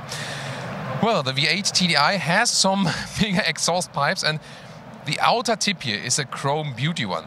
But if you take a look at it up close, there is a dissolve from the real exhaust pipe to the outer tip. So I think we can accept that as for our fake exhaust rating today. Or what do you think? Talking about satisfying door closing sound, I think there are 2 unique ones. First ones, those old school ones, like we know from the Mercedes G-Class, and then very refined modern ones, like we have here. I'm not sure if you can pick it up here with the sound also at the motor show, but this is a really satisfying door closing sound. Well, the Touareg is the top of the line SUV model. If you want to compare some SUVs, we also have a big Volkswagen SUV comparison episode where we went for all of their SUVs. But here you can already see in the interior, for example, also soft touch at the inside of the doors, then some leather covers here at the armrest. This is all about premium materials. However, we've also seen on the R-Line and extra a lot of glossy black hues. It's also the same here on the interior. You know, Brian and me, we are both not the biggest fan of those glossy black elements. Are you? Well, as long as they're clean, they still look good. But I more prefer some matte materials. However, especially here for the Touareg, you can, for example, also get some matte wood inserts. So here the top dashboard is also soft touch material. They also have a contrast stitch right there. The R-Line also has this sporty inlet. This is aluminum style. As I said, for the Touareg in general, you can also get some matte wood inserts here. I would prefer in this case, but of course it looks a little bit more conservative then. The R-Line also gets a steering wheel with a flat bottom and white contrast stitches on the inside. The V8 in general only is available with animal skin seats. That's of course sad that they don't offer any alternative. Also, those seats here are the same. Well, you know, they're getting there step by step, also the premium manufacturers, to offer some more alternatives, but here in the Touareg, not yet so far. Now let's get inside. It's a very easy entry. I always like this transition between the door sill there and the floor. This is basically, you know, an even area. This is very, very interesting. Well, you have, on the one hand, a lot of room here, but then again, the cockpit is built in a rather sporty style just around you. So we had that also in our comparison, that in the Tiguan, for example, you have a more open seating experience, although it's the smaller vehicle.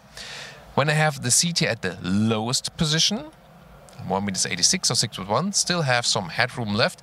This one is here also equipped with a panoramic roof. If you leave that out, you have some more headroom.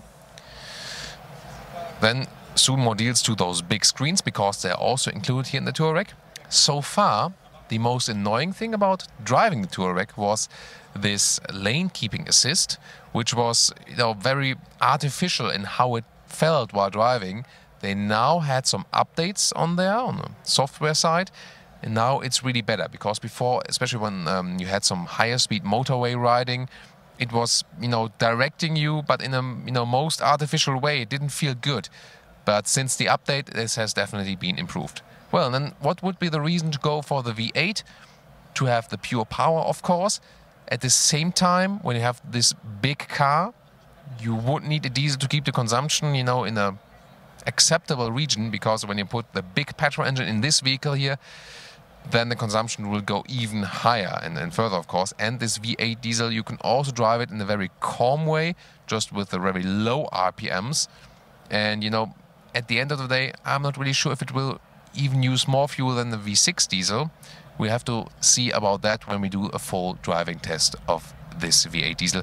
Also looking forward to that. So it's a little bit dark here as for the screens at the moment, but you can see this setup here for the V8 diesel is you always get the full digital instruments. You can also go with lower specs with a normal Touareg, but this one here is the top setup here for the V8 diesel. It's a 12-inch screen on the left and a 15-inch on the right, and then it dissolves into one big unit here. The advantage is you're more flexible. You have a lot to discover here when you use 2 fingers, or also you can use this wiping gesture that sometimes work and sometimes not. So 2 fingers to switch between the main screens and 1 finger then to switch in a single screen right there. This is a huge map right there, really impressive to see, especially with the satellite view. If you go for the smaller infotainment system with a normal Touareg, the advantage is it's an easier system to use. You have less flexibility, but then also you have, you know, less things to care about basically. On the left side with the digital instruments, well, you're also flexible because you can have the GPS map in there. It's not fully functional here, but we've seen it also in our full Touareg review if you're more interested in the details.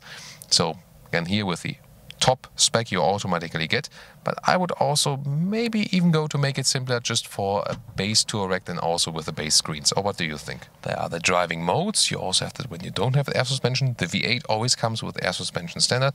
You can have an off-road mode here, for example, that puts the car a little bit higher. The right side, if you just want to change the height. A video wouldn't be really proper on Autogefühl if we would not take a look at the rear compartment right here. And, well, you have, of course, enough room also for taller adults, also knee room-wise and also headroom-wise, no problem at all. But then the package of the car is not the best, considering it's already a, you know, a 5-meter long car. Then we could maybe also expect some more clearance here at your knees, but you see that the seats are pretty thick. However, you have a good upright seating position here in the rear. You can also change the angle of the seats. Well, this one would be too much probably, but you can also have it all the way leaning back or just in the middle. This is also then the function. There's a lever right there to flip the seats from here. You can see it right here on this side here too, this lever to flip the seats from here. You can also do it from the trunk. Again, upright seating position here. It's one of the most comfortable seating position, more comfortable in the usual big sedan, because you also have the high upright seating position here in the rear. Then some cup holders right there, ISOFIX at the outside of the seats, an option if you want to go for that. There's also the full climate unit for the rear, right and left, so 4-zone climate AC, also with seat heating.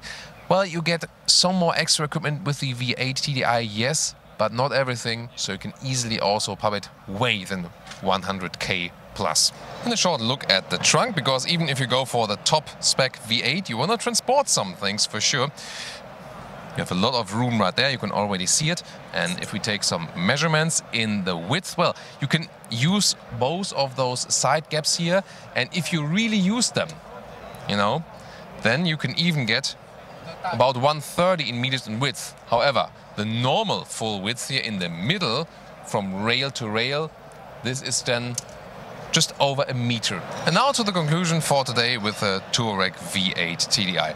When does a V8 still make sense? Well, you don't really need it, but some just want it because the V6 diesel is just fine. We tested it earlier and also has enough torque and performance and so on.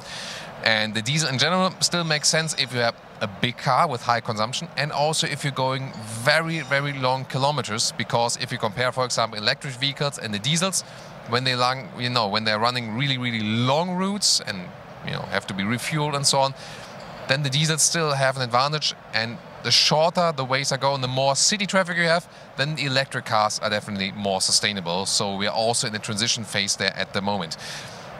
How it plays out, consumption V8 versus V6. I'm not exactly sure if this one will have a higher consumption because you can also drive it at a lower torque.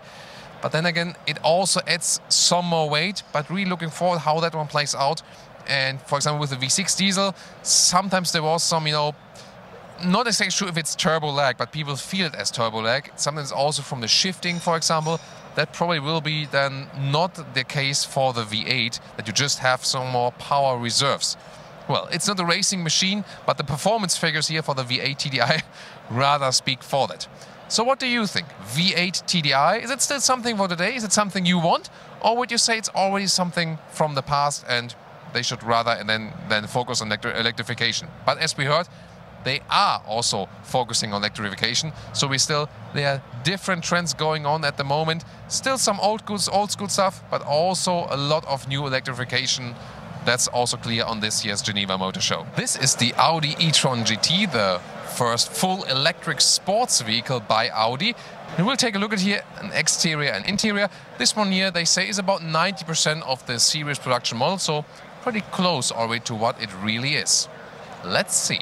You see, from a basic form, it could also be relating to an Audi A7, but as I said, it is on an all-new platform that is really laid out for the all-electric vehicles. Here in the front, you can see there's a closed front grille. In the top right there, because you do not need so much cooling for the electric vehicles. They still use a long hood, even though it would not be necessary for the electric motors. But here they mainly use it for aesthetics and also for storage. The headlamps, LED matrix lights, also in a horizontal scheme with a dramatic daytime running signature. I think a very beautiful car that also has this approach that Tesla went for, that electric cars don't have to be, like just environmental friendly or so, or just to be logic, that they can also be a lot of fun and really sporty because they have a lower center of gravity and have some great sporty performance. We'll soon talk about those figures. The length is 4.96 meters, 16 foot 3 or 195 inches. And if you, for example, compare it to an Audi A7, you see that the roofline is even flatter. So it's a very, very flat design here, together with dramatic 22-inch wheels. Well, so far, you sometimes said, oh, it's a concept vehicle, it has bigger wheels. But nowadays, the wheel size, even for small cars, have become so large that this is really realistic that this car will come also with 22-inch wheels. Also interesting how they are fixed right there, very beautiful work. And again, such a sculptural form right there with a very flat window line. You won't have the best visibility from the inside, that's clear already right now. But this one is also a design object. This is not a logical car, so to say. And as I said earlier, the batteries are placed in the floor right there between the long wheelbase. That puts the center of gravity very low. And you also have an all-wheel drive, an electric all-wheel drive, 2 motors, one front, one in the rear, to give you the best performance there. Soon coming to those details. The doors, by the way, we'll soon also take a look at the interior. There are no door handles right there. It's better for aerodynamics. The series production model will, however, have door handles, and I think that's a good decision because it just makes life easier. Here, in this case, you press on this side button here, for example, and then you can open the doors. But again, it's a little bit complicated, so I usually just prefer to have normal door handles.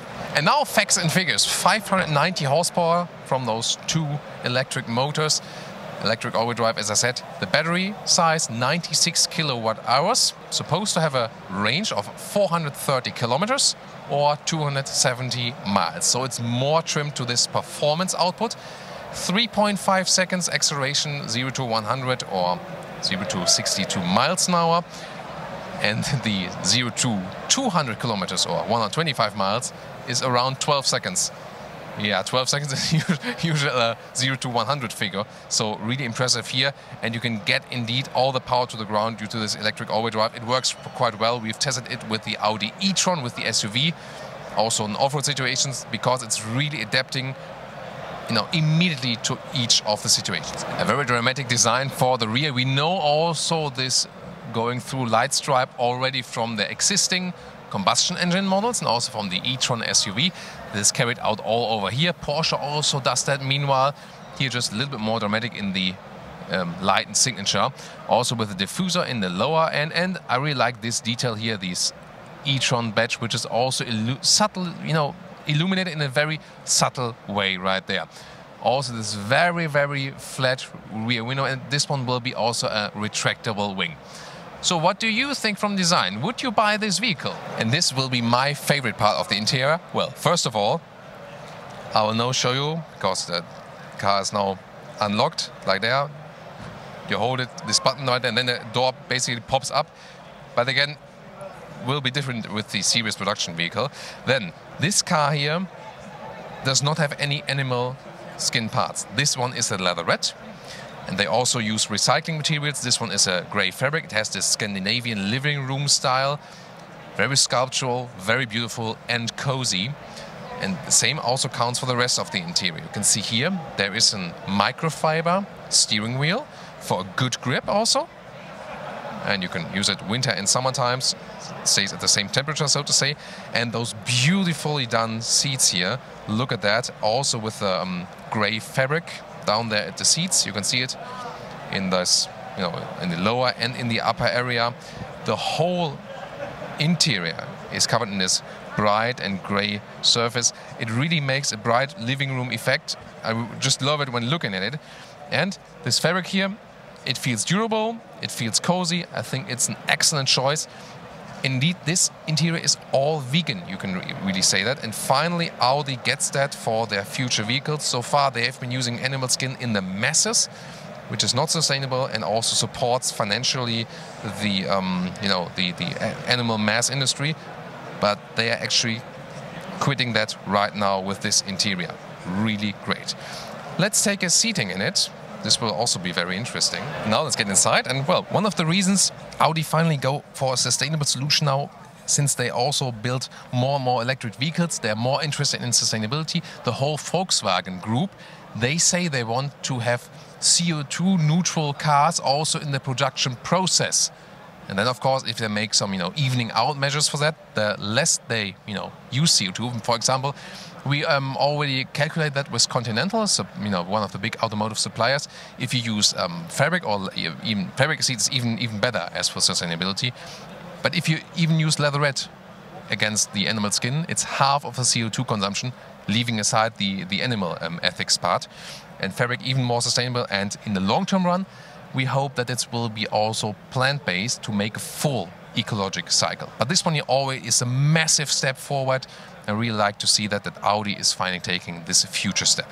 Well, it is indeed very cozy. It is somehow a sports vehicle, yes, and you sit very low. But for that, actually, the seats make a very good and cozy impression. They have a lot of shoulder support right there. But it's not one of those sports cars where you sit down and I get lower back pain or something. So it feels quite comfortable. You don't have the best overview. Yeah, I mean, we've seen it on the exterior clearly. So you will need a lot of assistance systems to keep, track of everything going around you. But it's a very interesting seating position. It's definitely way sportier than you would be sitting in an Audi A7 or so. So this one is really more a sports car than a GT, although it's called GT. It is a big car, so not a small sports car, but definitely has this very sporty approach. Well, it is super flat also, but when I have the seat in the lowest position, me with 1.86 m or 6'1", still leaves some headroom right there. This is an inbuilt panoramic roof. You cannot open it. Well, it is open by itself, basically. I expect the series production model to have also a sunshade in it, when it's really hot or so. And really good grip handle here with the steering wheel. Maybe it could even be a little bit smaller than for a sports model or so. But definitely a very interesting approach. I just love this interior here from the whole styling. What about you? Interior overview, you can see they have those floating elements, for example, for the central screen. Right there, as in demo, is in show mode, but you can see this has this app view. Then this, copper style, or it's a bright copper style, I'm not sure if you could call that way, and the separate climate unit. And in the lower part, again, this is all in demo mode from the concept vehicle, but it's, not unrealistic that it will actually look like this. The gear selector here also in the lower part, this one will be just, for touch, for example, to put in the gears. Maybe you can also slide it back or forward. Let's see how that one plays out, but definitely very interesting. And if we take a look at here again for the steering wheel, if that one will come in that way, well, it will have a flat bottom, that's sure. And also this crystal work is very interesting for the shifting levers. And of course, we will just see digital instruments as we see it right here. Wow, is it so hot here on the motor show? 24 degrees? Well, it could be with all those spots and lights. Well, it is kept rather simplistic. You hardly see any button. That's definitely where this direction is going. Also, the interior and the rear, you can see this has a single seat set up in the same living room design. By the way, those floor mats that are also fitting as for the color, the floor mats are done from old fisher nets. Also very interesting as for the recycling idea. Well, and the question is, it's such a flat car. Can I also sit here in the rear? Because from the exterior, the car looks really long, but other than that, it doesn't look that big. And also, you know, package-wise, well, it's not the first impression that I would have a long journey in here. But considering, I mean, I do fit in here even when I sit in the front. Headroom-wise also does directly fit, so it's still somewhat okay. We know that those sports cars or GTs are not thought out to have a great package. But then again, I mean, it's an electric vehicle, so you don't have, for example, you know, like the standard elements you would have with a combustion engine car. So this is actually a better package in this electric setup than with the combustion engine GT. But then again, of course, if you want a family SUV, then don't go for the e-tron GT, just go for the e-tron SUV. But definitely interesting to have this setup here also with the sporty elements in the seats. I think the rear here maybe will come a little bit different in this series production model. But again, this is one of the very rare GT cars you can actually use with 4 tall adults still. Unfortunately, the trunk areas are off limits here at the moment with the show car. But I can already tell you it's 150 liters capacity in the front and 450 liters in the rear. And that is, considering, you know, for such a vehicle, actually quite spacious. We'll also then take a look at the series production model, how that one turns out. In the front, for example, you will be storing the charging cables for sure. Then at the rear, you can have all the space then for your luggage and don't have any cable flying around. So this split is maybe an intelligent solution. And now to our conclusion for today with the Audi e-tron GT. Today still as a final concept, but we will soon show you the series production model. But again, as I said, it comes already quite close, especially on the exterior.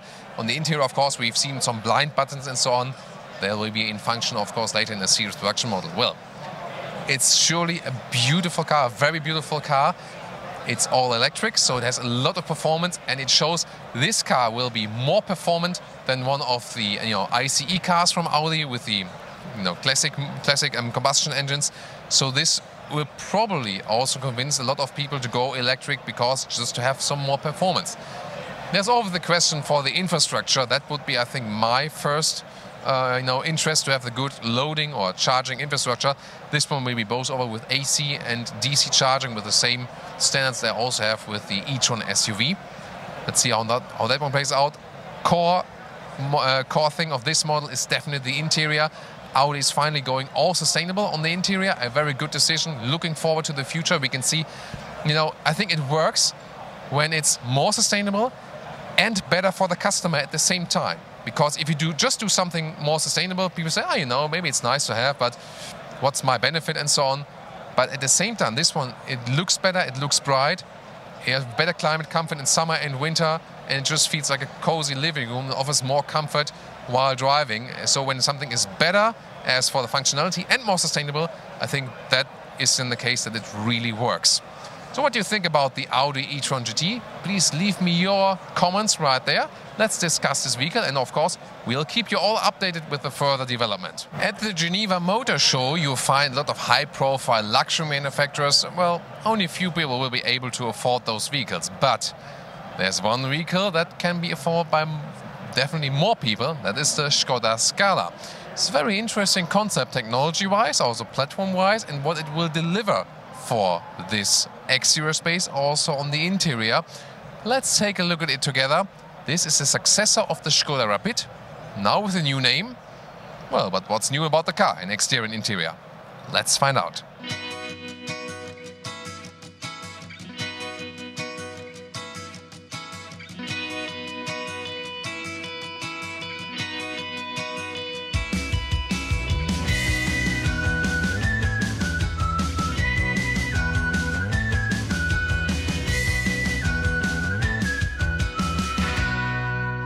Rapid was using an outdated platform. Here now the new Skoda Scala is using the MQB A0 platform that's also being used by the new Volkswagen Polo, for example, and also by the small SUVs. The Skoda Kamiq is basically a Scala SUV platform-wise. We also have a video of that one.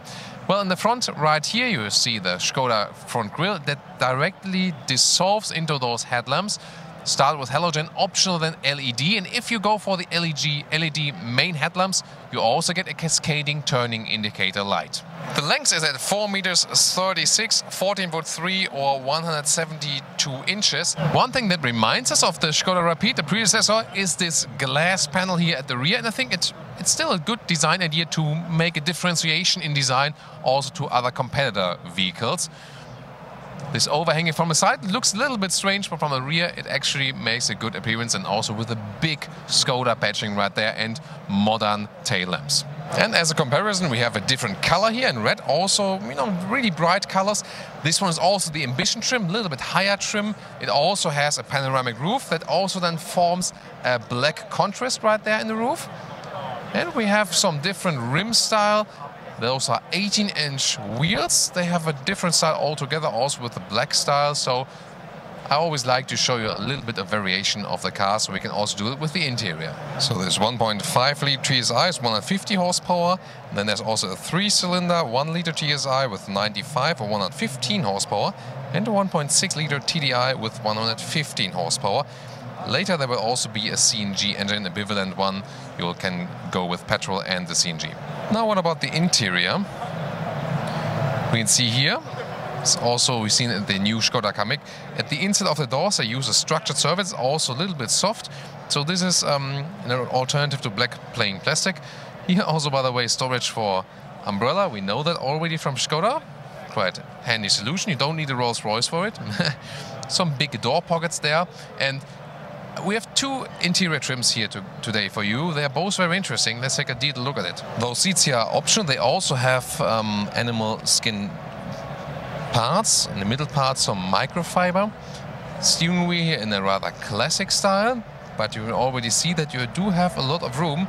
Well, it is a small car platform, but will it be also offering compact size room? Well, in the interior, this feels indeed quite spacious. Those were also the electric seats are put in the lowest position. Headroom-wise, I'm wondering if it's 86 or 6'1", still leaves a lot of headroom. Steering wheel can be adjusted manual like this, and it makes a good quality impression, although the price will be not that high. And really a very spacious feel, and that's also, you know, what's Skoda's unique selling point is that they offer a lot of room on the interior on every single seat, by the way. I will save the seat as I would be driving here as a tall driver, and then we will also check out how much room we'll have in the rear and also how it plays out as for the Rapid as the predecessor. In the front here, by the way, also soft touch at the dashboard, so very good materials are being used. This one also features a new digital cockpit and a big new infotainment system, which is, well, in this segment here, really large. Let's take a look at it from the real cockpit perspective. Then this one is the biggest infotainment system that is available. Overall the size is 6-inch, 8-inch, and this one here is a 9.2-inch, the biggest one. You can see it's all touch. All three are touch, but this one is just the biggest diameter. This one is the GPS, just to take a look at it. Oh, they put the way to Praha in there. It also depends on how responsive it is, how good your internet connection is, because nowadays they're all online, those systems. No real buttons left. The smaller ones, even the 8-inch, will still have 2 buttons for the volume and also for zooming in and out on the right side. You see that in our Skoda Kamiq review. Then in the lower part you still have a separate climate unit. Quality upgrade also with some metal knurling around those knobs. I can easily access it also while driving. This one is equipped with the optional DSG, the dual clutch transmission. You can get it for the bigger engines. Then inductive charging platform in the lower part right there.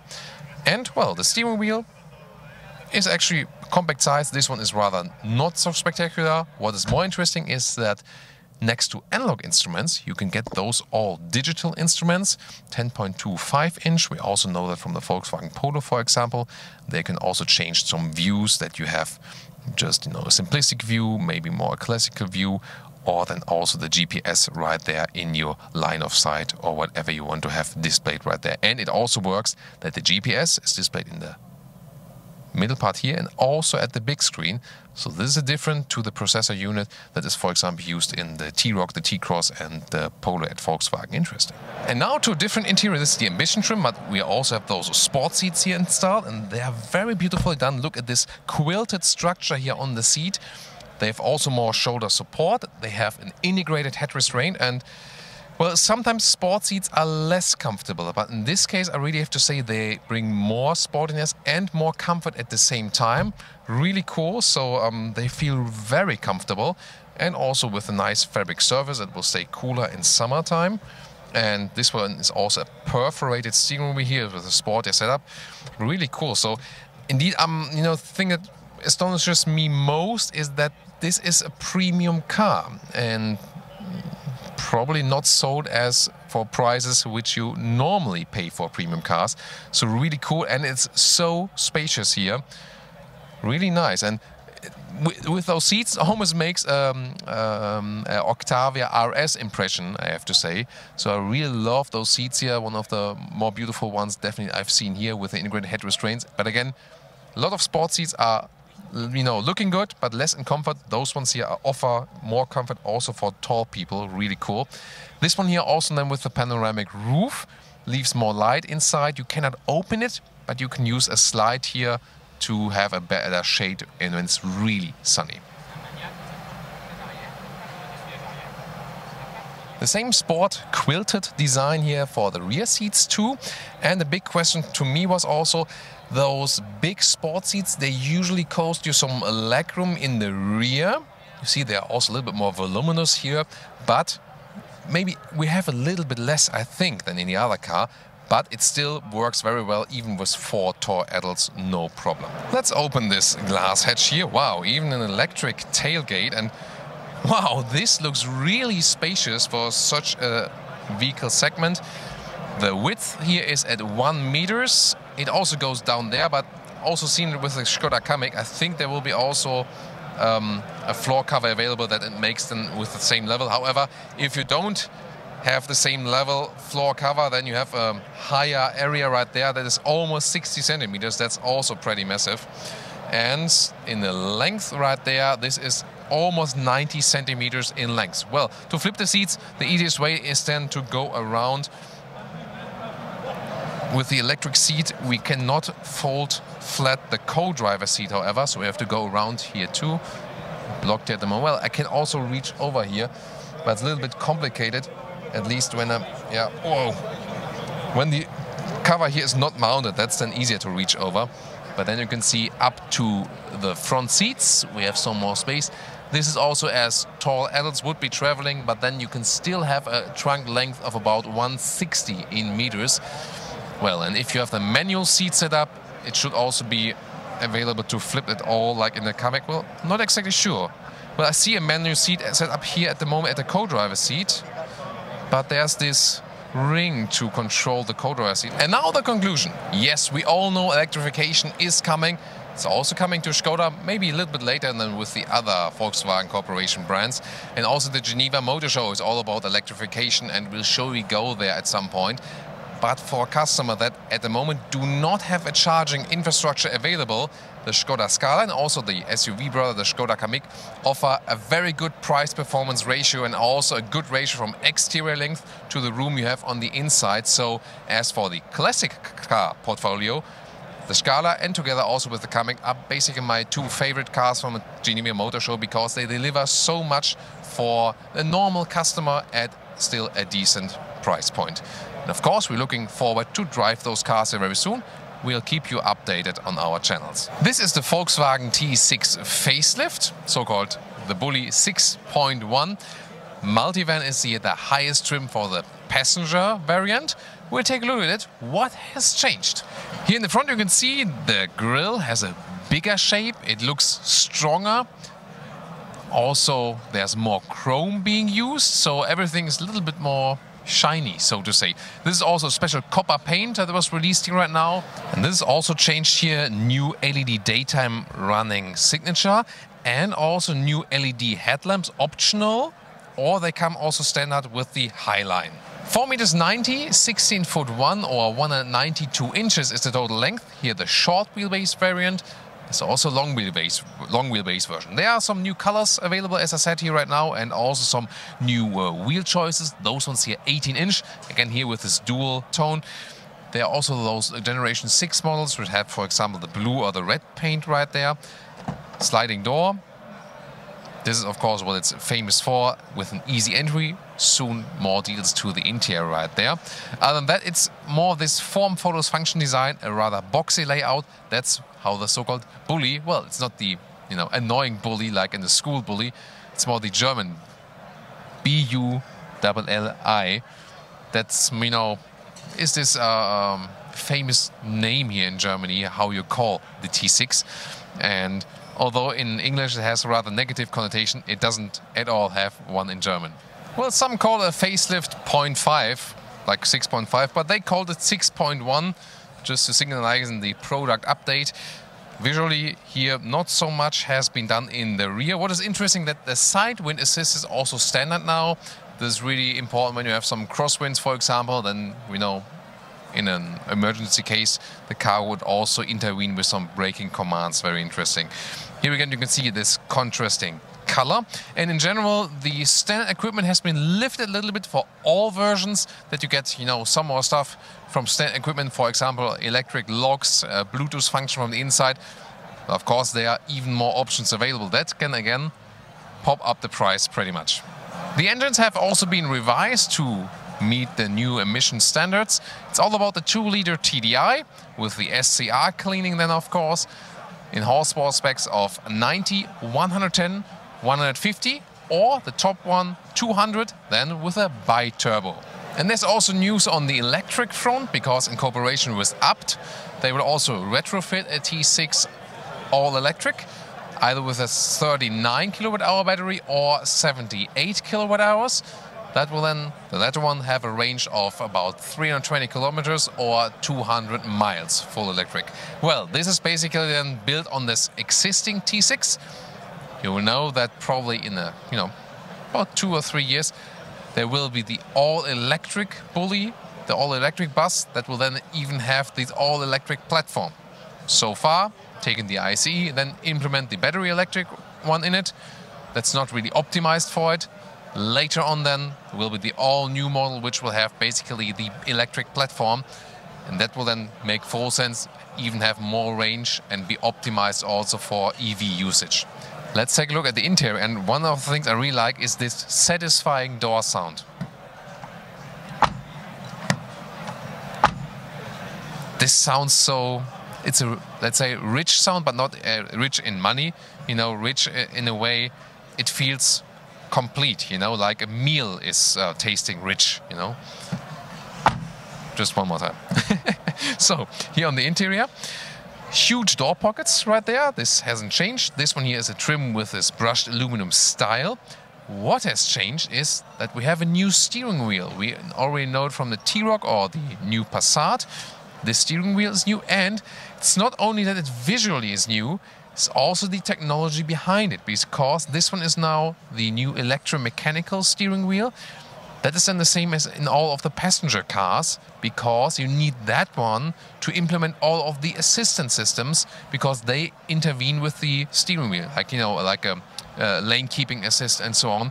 So this is also one scheme, that this commercial van gets all of the assistance systems from the passenger cars now. This is also one of the major updates you can take. So definitely boosted up the assistance systems. Also with the cockpit has been changed. We'll soon take a look at that. Those seats here are my favorite ones. Alcantara on the inside, leather red on the outside. So it's also a more sustainable choice and a very comfortable one. Also for longer journeys. And the good upright seating position here in the T6 is also what makes it comfortable for the driver.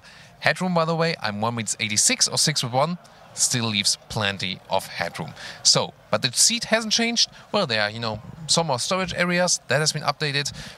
But this major cockpit unit here, that one has been updated with more infotainment. Let's take a closer look. So, again, the new steering wheel. I really like the new modern design. Looks a little bit more angular. I already liked it was introduced with the T-Cross. Then, new digital instruments, optional, 10.25 inch. And for the central infotainment unit, It starts with 6.5 inch, like in the Golf, 8 inch, and this one then is the optional 9.2 inch. You can see there are no physical buttons left. This is the biggest screen size.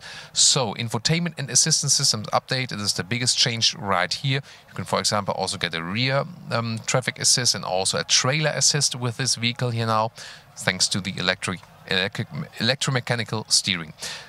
Also with supplies, USB-C, you can see it right down there. 2 USB-C supplies right now.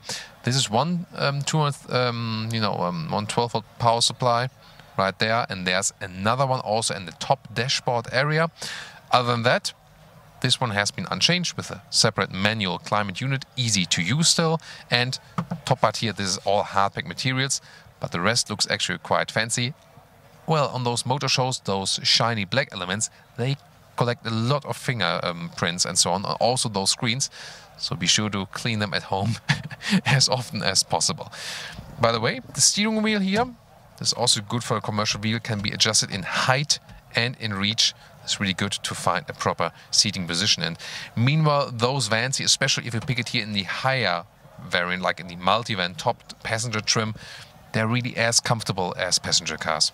So now we have turned on the instruments right here. Those are the new digital instruments, and you can change the view a little bit to have, this classic analog digital display, so to say, or the GPS map for the full display. Of course, it does not flicker in real life. That's just on camera at the moment.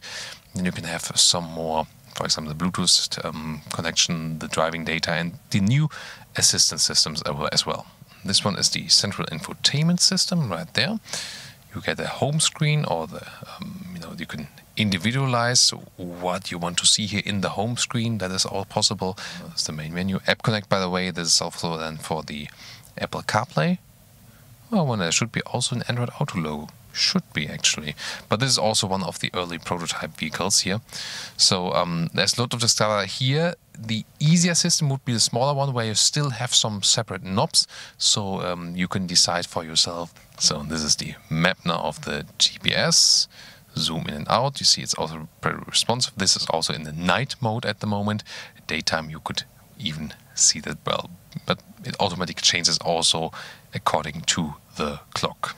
So, and let's get inside. There are different electric doors available, a fully electric one and also one just with a help. And you can see it's always flexible because you can turn those seats here up like this or switch them around. Also have a dual setup on here. You can have single seat on the rear, but also a complete bench. And let me just show you, how much length we have here available at the moment. This is here, like from the front seats to the bench. This is about 140 in meters at the moment. But you can also adjust it, with the rear bench. I will show you that from the rear. You can put it rather forward and also backward again. And the interesting thing is that it's really comfortable also here to sit on those seats. They're basically as comfortable as the front seats. And also, height-wise, this still fits also for tall people. This one here, also the multi-one with the soft floor here. Of course, you can get the real commercial versions then also with some tougher floors. Another 12-volt power supply here in the rear, also together with some cup holders. There are also AC units all over the place. This one hasn't changed here in the rear. Is really more about the things they have changed in the front. And what I like to do when I, for example, get a shuttle to an event or so, is to relax here. Maybe even go with the laptop on my lap, and then put my feet here. Of course, with shoes taken out before, and then it's really very comfortable way of traveling, and you can actually be productive at the same time. And now we open that hatch. It's also available electric, as you can see it right here. And this would be, when we have the interior size we've just shown you, then you would have, about 50 to 60 centimeters left here in length. But then you can change it if you open those latches here in the rear. Here you can pull both, and then you can either flip the bench or you can slide it forward and backward, and then you can actually vary the trunk length or then also the lengths right there in the front for the passengers. Always important is, of course, the width here in the trunk. because that won't change. This is always the same basically. Here we go, and from left to right, this is 1 meters 20. Very important. And also that I can actually stand underneath it here with 1 meter 86 or 6'1", no problem, especially, you know, if you go camping or so, it's a rainy day. Maybe have the California version where you have, you know, also with the additional roof for sleeping or so. This can help actually a lot. Or, you know, just being outside protects against the rain. It's really, really cool. And then when you close it again, of course, the electric hatch is a little bit more comfortable. However, there's also, you know, the half electric one that you have basically just the very last step, the electric help for that. But this one here, of course, the most expensive one, but also the easiest one to use. And now to our conclusion for the day with the Volkswagen T6 facelift. I think, well, visually, definitely with those new headlamps, it gains some more modernity and looks also a little bit more open and strong with the bigger front grille. Other than that, it stays more with the form follows function design. Electric-wise, yes, there's new stuff coming out now. As I said earlier, very interesting, this development that basically is the first step to the full electrification of this model when the all-new platform arrives as for this respect. On the interior, you still have a lot of room, and you know, the biggest change there is definitely the infotainment system, where you can pick new different sizes. Then in the top trim you have the biggest GPS map possible, and also in the digital instruments together with the assistance systems that are now possible with the new steering. This really moves it closer to the passenger car segment, and this is also what this car is about, that you can carry a lot with it, but it actually drives like a normal passenger car. This is what makes this car special. And, well, the same has also been happening recently with the Mercedes V-Class. So if you're interested to compare that, we also have a Mercedes V-Class facelift review. You should check that out. We will also link that in the video description. Which one do you actually like better, you know, from those top segment vans here? The Multivan, T6 Multivan, or the Mercedes V-Class? Tell us in the comments what you're thinking about the Multivan facelift. Hi, I'm Brian. Welcome to Autogefühl, and welcome to the refresh of the GLC.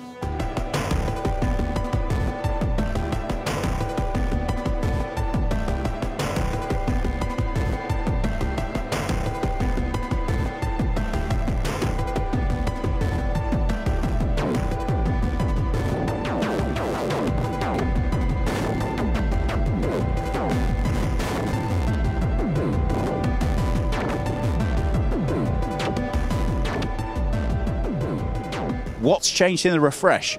Well, we have slightly shallower headlamps here in the front and a redesigned bottom third. Now this does make a slightly bigger statement on the road. Coming through to the side of the car, and we can see that pretty much nothing has changed here. Now I don't think that that's a bad thing. This size of SUV is something that has grown on me very much throughout time, and the reason being it represents a nice balance between the practical, I was going to say affordable, it's still Mercedes, but it's really a car that I think you can relate to as a family car driver and owner. So what was, I guess, a little bit lacking in character has now been beefed up with the lower third of this car.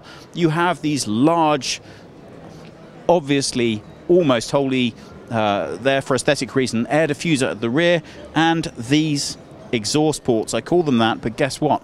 If you put your hand into them, there's nothing there.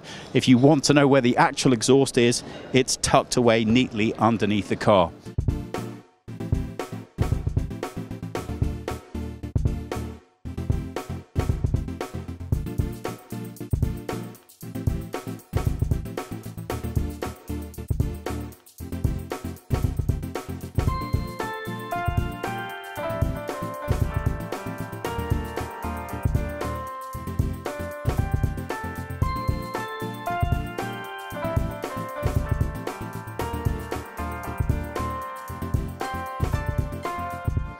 Let's take a look inside, and I think here is where there has been a lot of refinement taking place.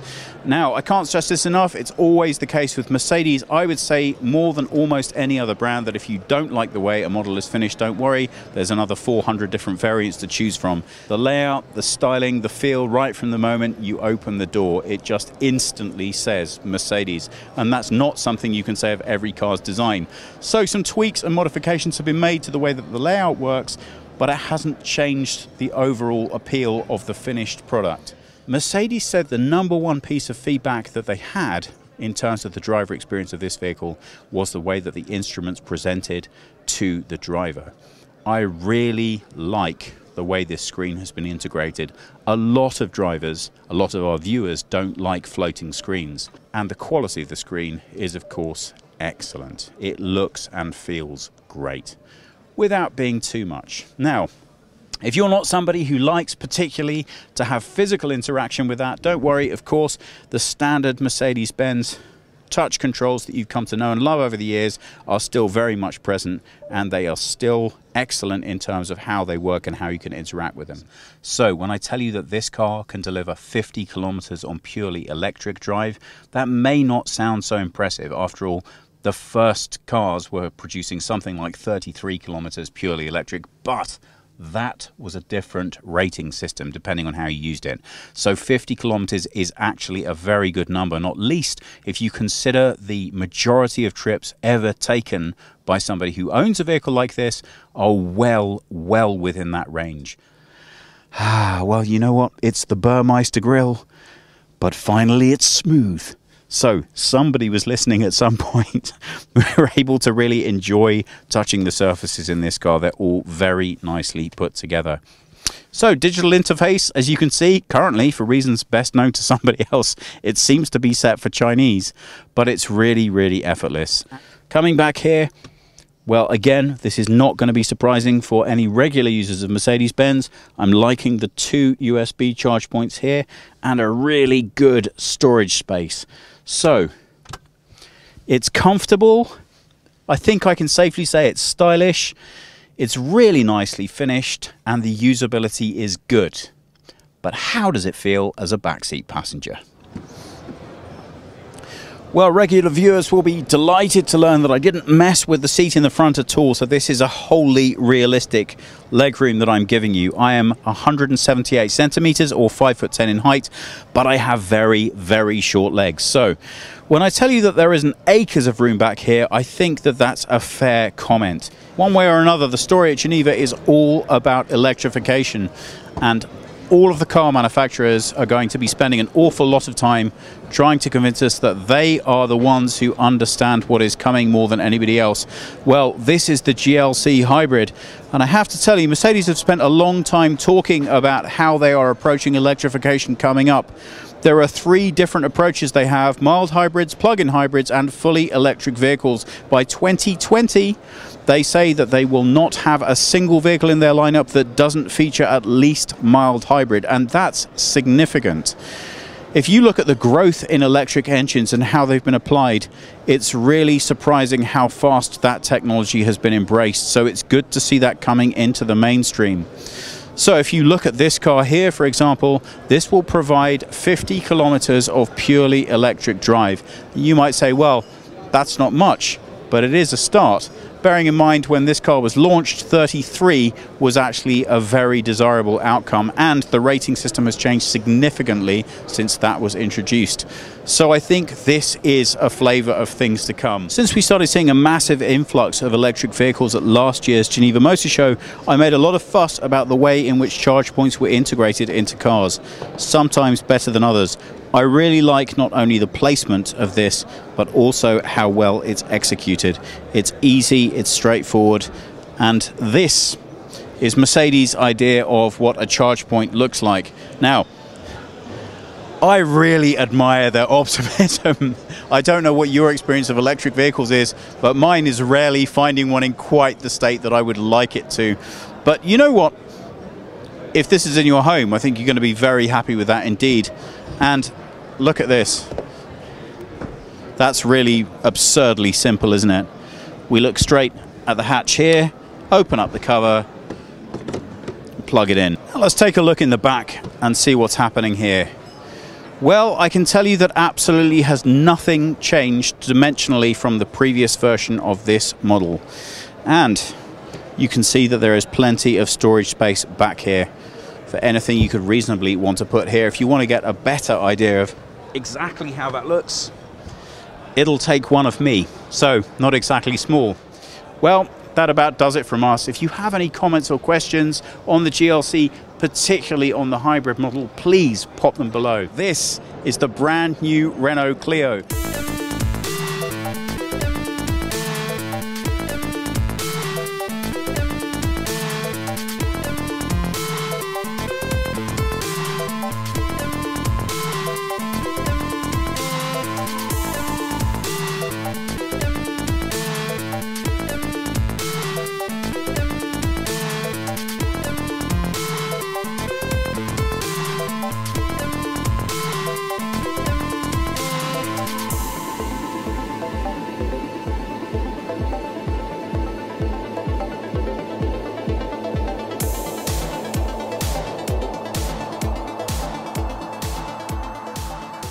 Given that every single component part of this car is completely new, it is very impressive how much of the design characteristic and the DNA of the Clio has managed to remain within this car.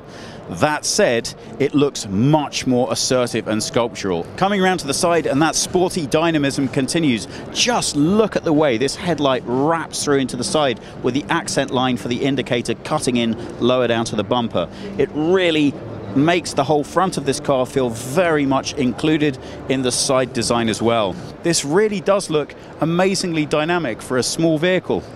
Coming through around to the rear portion of the car, we have an echo of the way that the front headlights work. When we're looking at the rear lights, they're also wrapped into the side, again, to give more dynamism to the look and feel of this design.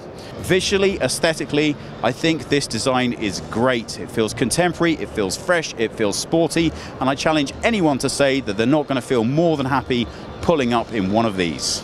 The engine startup begins with a 3-cylinder engine, 1 litre, 75 horsepower with 95 Newton meters of torque. That's going to come in with a 5-speed gearbox.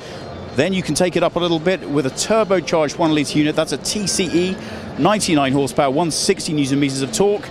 And I think right at the top of the line, you're going to be able to get a 1.3 litre petrol, 4-cylinder, 129 brake horsepower, and 240 Newton meters of torque. So that ought to give you more than a little bit of fun in a small runaround. Now don't forget, this car has lost a lot of weight from what came before, so you ought to be able to see more impressive fuel efficiency numbers.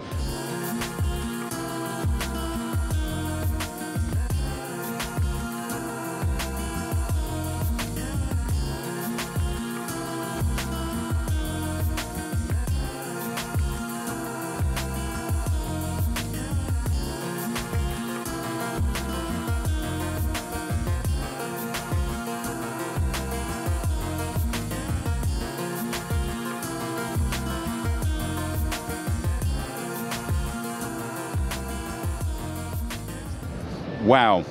Whether you like that or not, you certainly can't complain that Renault haven't innovated when it comes to what they're doing with the interior on this new Clio.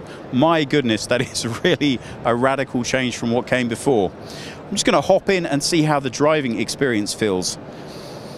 Thomas, you're doing an amazing job of managing to cope with all of my really difficult demands while we're filming this. There we go. Okay. So the seat feels pretty standard, much as expected. If you're used to putting up a lot of miles in the predecessor, I don't think you're going to be disappointed or particularly blown away by your seating comfort. What has changed very much is your depth within the car. You might remember me mentioning when we were outside that a lot of the design cues look to me as if they've been borrowed from the SUV playbook. Well, the driving experience has obviously reached into the same manual. Small cars are never going to drop in popularity, but the way that we relate to them does change over time. So here I feel very deep into this vehicle for a smaller car. The dashboard actually feels very high. I'm 5'10" or 178 centimeters. As you can see, I have plenty of headroom here. I would say a good 2 inches spare between the top of my head and the roof. I have a long torso, so realistically, if you're about 6'2", I would say you're going to still be comfortable in this car. So we have now a fully digital cockpit, Really, that's delivering us the latest of Renault's onboard software. Now, whether this is going to be your taste or not, it's clearly the future in terms of how cars are interacting. It does sit very obviously in the middle of the dashboard, so I think it's going to be important that you like that visually as a feature. I'm really struggling to understand how you could have integrated it any better at this price point. That's the issue. Once you start wanting to embed displays into dashboards, things start getting very expensive very quickly. So, although this wouldn't be my first choice, and I'm not in love with the styling, when I consider the compromise that's involved in making a smaller car, I think I can live with it. It does look fresh, it does look different, it does look energetic. So, in keeping with the design, at least it's different. These controls are all nice and easy to access, and all of the knobs feel of good quality and they are well positioned. Further down, I'm very happy to see that we've kept some features which for me in a small car are a must. An aux in for the stereo, that's still great. 2 USB charge points, that's brilliant. And I'm very happy to see we still have a 12-volt charge. Can you realistically sit 4 grown-ups in it? Well, let's take a seat and find out.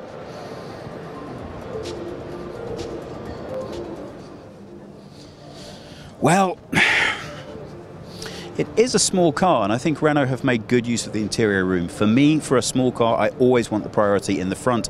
After all, even the most busy parent is not driving around with all of their children all of the time. So the driver's experience really is paramount for me.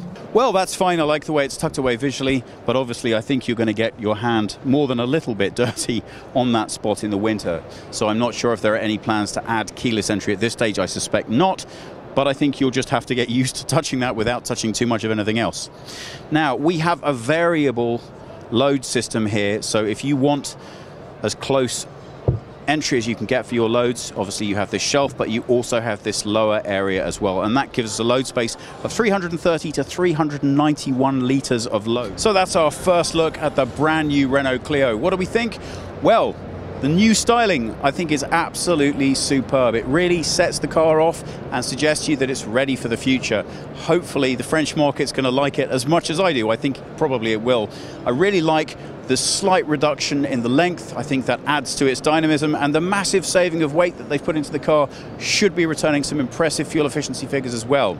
The interior is a nice refresh. I'm not quite sure that I'm in love with the way that the infotainment system's been integrated, but it certainly makes the car look modern today. Question is, how will it appear throughout its life? Well, we're going to have to wait a little bit longer on that to find out. But of course, the proof of the pudding is always in the drive. If this is going to be as dynamic and sporty as the appearance, then I think we have an awful lot to look forward to.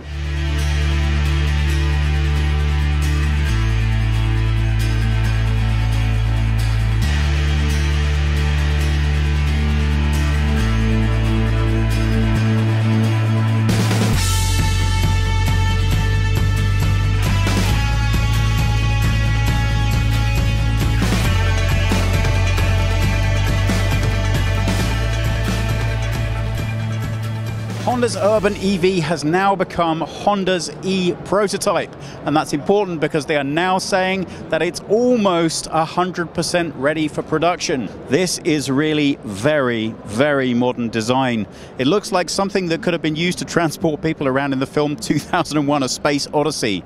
I'm excited to see something a little bit more visually challenging. Coming in at under 4 meters in length, you can see that this is clearly going to be competition for BMW's i3, and compact is the name of the game. But here is where we can see slight evolutions from the previous go at this, the previous prototype. Hooray! We have now rear seats, and that's huge in terms of aiding to the practical application of this car. It has to be usable, and I think although Honda were going with a very clean design to start with, they have conceded finally that really functionality is very important.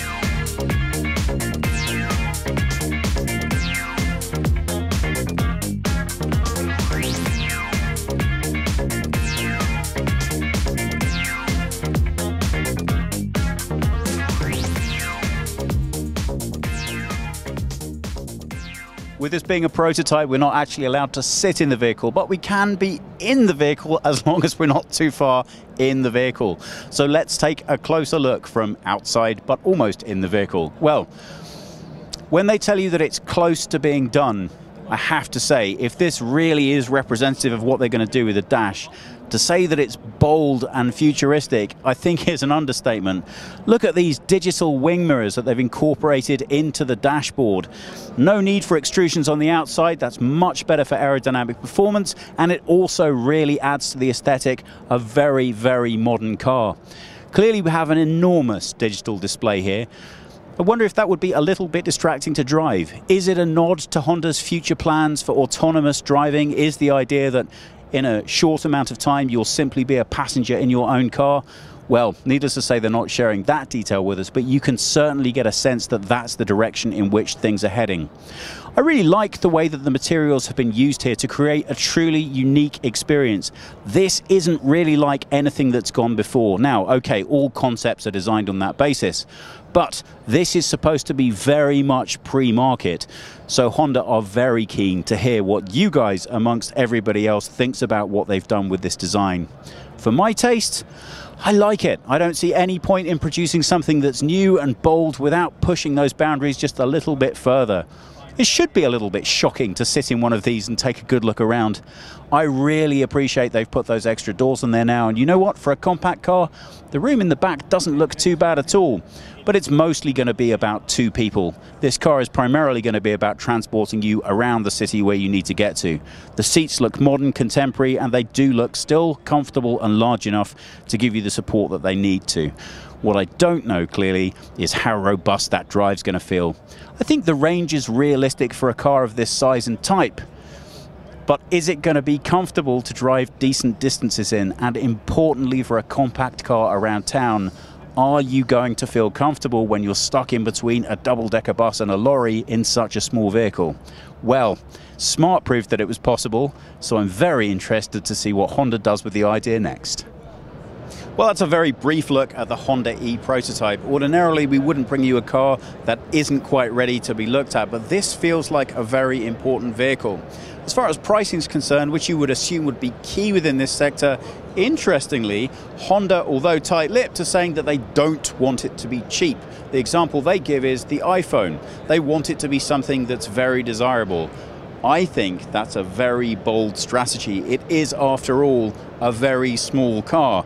And although it may well be loaded with technology and still be a lot of fun, does it really have that premium feel about it? It certainly feels unique and different, but is that going to be enough to justify a slight inflation point on the pricing? Well, we're going to have to wait a while longer to find out. But for now, it certainly does feel like a little piece of the future. And I'm very excited to see what it looks like when it's finally available to buy. Cupra Formentor. Let's take a closer look and find out what it's all about.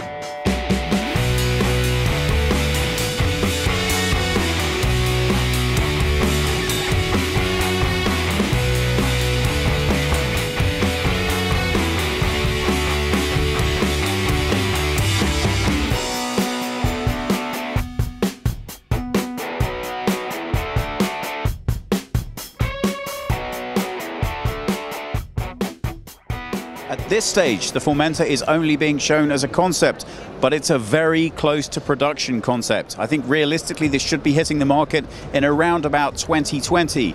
So what is it? Well, I think the best description is probably a coupe-style version of the Cupra Ateca. I like the way that they've merged both of the other styles and added something a little bit new and different just for this car. There's a lot that's fresh here, there's a lot that's punchy. I think the launch of the Cupra is all about saying we are here and we are sporty and we are aggressive. They've used the windows here to really accentuate the angularity of the design, and this massive rear shoulder does nothing more than reinforce the power of the rear quarter of this car and also the speed and dynamism of the design. Now, I'm not completely convinced in terms of this stylistically working for me personally, but it is going to come down to taste. And what I really do appreciate is that this very much distinguishes it from anything that's gone before. This has its own design language and it is very unique. So tell me, this is the defining character line. What do you think of it? What's particularly nice about the rear is that uniqueness of design has been carried on right through to the back. So whether you initially love or hate this, it's very distinctive and it really does stress its newness. We have borrowed features from others of the lineup, as you can see, but it's completely freshly delivered. Everything about this says power, speed, performance, and there's lots of lovely Cupra angularity, from the lighting design down to this very particular air diffuser on the rear. And look at these exhaust ports, they absolutely mean business. So, okay, it's very fresh, it's very different. I'm not completely convinced by this overhang at the top. It really does compress the rear visibility, but it certainly does add an awful lot stylistically. The whole aesthetic design ties together very nicely indeed. So as I said, whether you love it or whether you hate it, what you can't do is say that it's like anything that you've seen before from Cupra.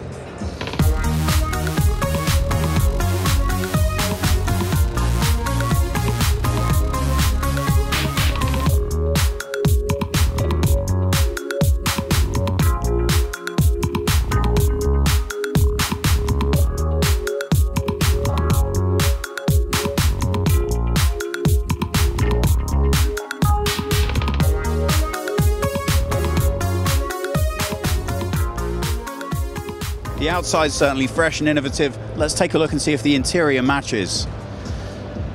Well, I think the first thing that strikes you as you open the door is quite how distinctive the interior is. If the outside is defining, then the inside certainly matches. It's very personal to me, but I think I would say I would have liked to have seen a little bit more innovation happening in terms of material selection. Although very distinctive, there's something that looks really very familiar and well trodden about the way that this car is finished. I would have liked to have seen something that just spoke to the future a little bit more, in the same way that the brand is trying to overall.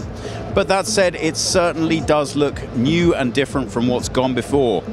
Is it comfortable? Well, let's take a seat and find out. Well, everything Cupra is supposed to be sporty, and these seats are no exception. They really hold you nicely, and I think they're going to need to. We don't obviously have any numbers yet, it's a bit too early for that, but I can promise you this car is going to be about performance. It looks aggressive and stylish on the outside, so the drive had better match it. Well, if the seat's anything to go by, it's going to be quite a ride. This sports seat with a carbon fiber effect on the rear, which we'll take a closer look at in just a minute, really does hold you exactly where you want to be for the driving experience. Full digital dashboard here, with lots of different options for changing the layout to something that works specifically for you. And in the middle, we have an infotainment screen that gives you plenty of room and plenty of quality in order to be able to see what you want. Now, I've been saying this quite a lot at Geneva this year, but I am very worried about these borders. I think it looks absolutely fine now, but if you consider the life cycle of a car being anywhere realistically up to around about 10 years, I just don't know how that's going to date. And I think the point of this design is it's supposed to be one for the ages. So I think they maybe could have finished this one off a little bit in a more contemporary way. It's very small, it's very discreet, but I think it's going to feel nice and sporty when you want to slam it in and really push this car off to get the best out of it. I like the way that this is all distributed. It's very low fuss. Well, the front's distinctive and fresh, but how about the back? Well, the first thing I have to say upon opening the door is I really like the way that they finished off the rear of those seats. The sports seats, they should be emphasizing sportiness, and this, I'm pretty sure, is going to be carbon fiber effect. The actual carbon fiber looks every bit the part. So for me, it's only a little bit let down when we come to the door. I don't know, maybe I'm being picky, but that just looks a little bit too much like hard plastic for me. You still have these design details, but in contrast to the plastic that's been used, it just doesn't really resonate with the quality that I would like to see back here. That said, I like this dark metal style finishing here, here, and here. I think that sets it off nicely. And this unique approach to the speaker grille design really does tell you that there's something different happening here. So that's a nice touch. Once you actually sit in the rear, you get to find out the answer to one of the most important questions, and that is, this coupe-style roofline, am I compromising anything in space? Well, of course, it's not a true coupe roofline. And we can see that when we look at how much headroom we have. Wow, for a rear seat passenger, that's extraordinary. Loads of space, plenty of leg room, very comfortable seats back here. All of this style, which is extensive, has to come at some kind of a price. And there it is. So we don't have an actual number for you, but clearly that is not the largest boot in the world. Let's not forget, this car is about performance, speed and pace, not about needing to pick up wardrobes from IKEA. So what about the drivetrain? Well, that is going to be a hybrid. It's going to focus an engine that should deliver around the 242 brake horsepower mark, and it should be coming to you via dual clutch DSG, I believe, but those are very sketchy details at the moment. Now, if that sounds at all familiar to you, I think we first saw that potential lineup in the Skoda Vision RS at Paris last year. So I think there are some clues given there. It should have an efficient range on electricity of around about 50 kilometers, but don't forget that's according to the modern standards, so it's actually a very nice number indeed. Needless to say, sportiness and agility of drive are what this car is going to be all about. So when we finally get those numbers, they should be every bit as exciting as the aesthetic. This is a concept vehicle from Mercedes. It is the EQV. That is their first fully electric passenger transport vehicle.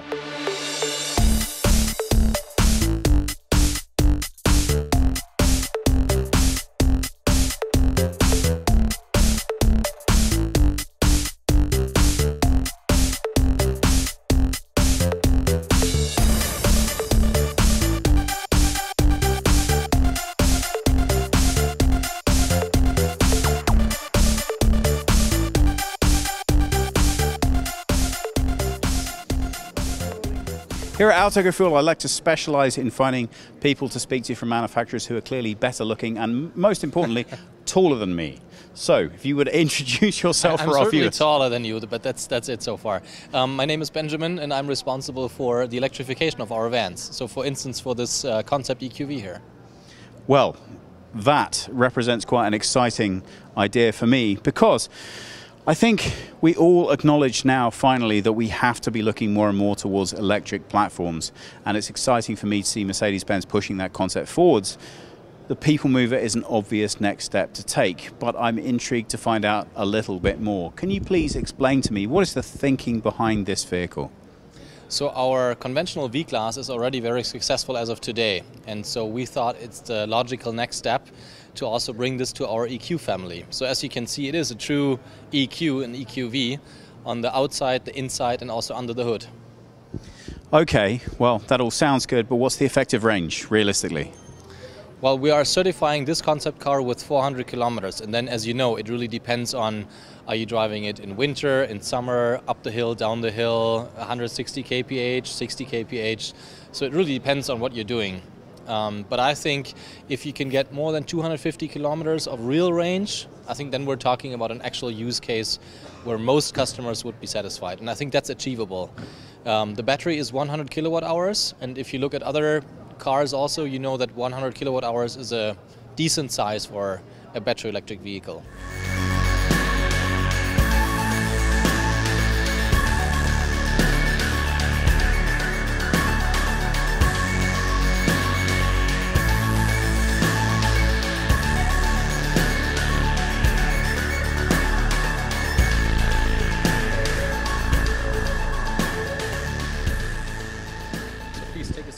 Thank you. Okay, so you're going to talk me through what I'm looking at here. And from the get-go, this dashboard looks extremely familiar and comfortable to me. Yes, which is also a good thing, right? Because we want the customer to feel comfortable and familiar in the car. Maybe let's start with some of the design elements. So you see here the trim and color is very comparable to what we show in the EQC, in the series production version. So can you, sorry, just to ask, can you tell me what this material is? We call it cloud material. So it is a blue material that comes together with this rose gold stitching, which we associate with electromobility because it's copper colored. And you can also see those design elements also here for the air valves, and also in the middle, the dashboard, all the buttons have the rose gold. Those are some of the design elements. But also when it comes to the user interaction, we are using the MBUX system, so the Hey Mercedes, you can talk to the car responds, and you can turn on the seat heating or whatever. But it's also embedded in the EQ ecosystem. So you can use all the connectivity features, you can pay your electrical charge over the system, or you can start the preconditioning of the vehicle while you're at home, you know, in your chair, starting the app. All these things we are also bringing to life in this car. Has there been any additional attempt been made to bring sustainability to the design and the finish of this platform in particular? Well, of course, when it comes to energy consumption, because the more energy or the less energy you consume, the more ecological friendly you are. So, for instance, we're using in order to heat the vehicle, we're using a heat pump, which some of you may have heard from housing, you know, from your own house. It's a very energy efficient way to heat up the car, but also to heat up the house. And it's one of the things that we do in order to reduce the energy consumption, especially in the winter time, and therefore also being more ecological friendly. Now, I'm quite keen to get in the back. Yes. And for you to show me around in there. Now, this doesn't look radically different from what's gone before. Are there any special features back here? Actually, you know what? Come and sit back here with me. Sure. Let's sit in the car. Are there any special features that really lets me know that this is different, that this is new? No, and that was exactly the goal. We didn't change anything. So the foot clearance, the leg room, the clearance up here, everything is the same. So you can take the seats out, you can turn them around, you can put 8 seats in there, or 6 or 7, whatever, or you can take them all out and just put a bunch of bicycles in here or luggage or whatever. So it remains fully flexible and keeps all the functionality that the V-Class as a conventional vehicle also has. And maybe a private customer wouldn't do the math the way you just did it, but I think a commercial customer would. So maybe a taxi driver or somebody who owns a smaller fleet of maybe 5 or 6 vehicles that pick up people from the airport and drive them to an exposition or something like that. I think a person like that can calculate the annual mileage and the amount of tax money saved and the energy costs saved and stuff like that. And maybe over a period of 3 years, it will even out. And maybe the private customer will look at other benefits and say, still, even though it's a little bit more expensive, I want to be ecologically friendly, I want to have a quiet drive, I want to have a smooth ride. And they might also choose to go fully electric. Think about how great you would feel going to pick up kids from a soccer match in the middle of town in this. 0 pollution, 0 effort, 0 energy used. Perfect. It can be supplied by wind or solar power when you have that at home or at work charging. It doesn't have to have any negative environmental consequence. And not only that, but the sound that it's going to make is going to be so much less. If I sound a little bit too much like an advert, I apologize for that. But I'm a huge fan of an electric future for mass mobility. Now, when it comes to personal mobility, that's a little bit different, but that's another story.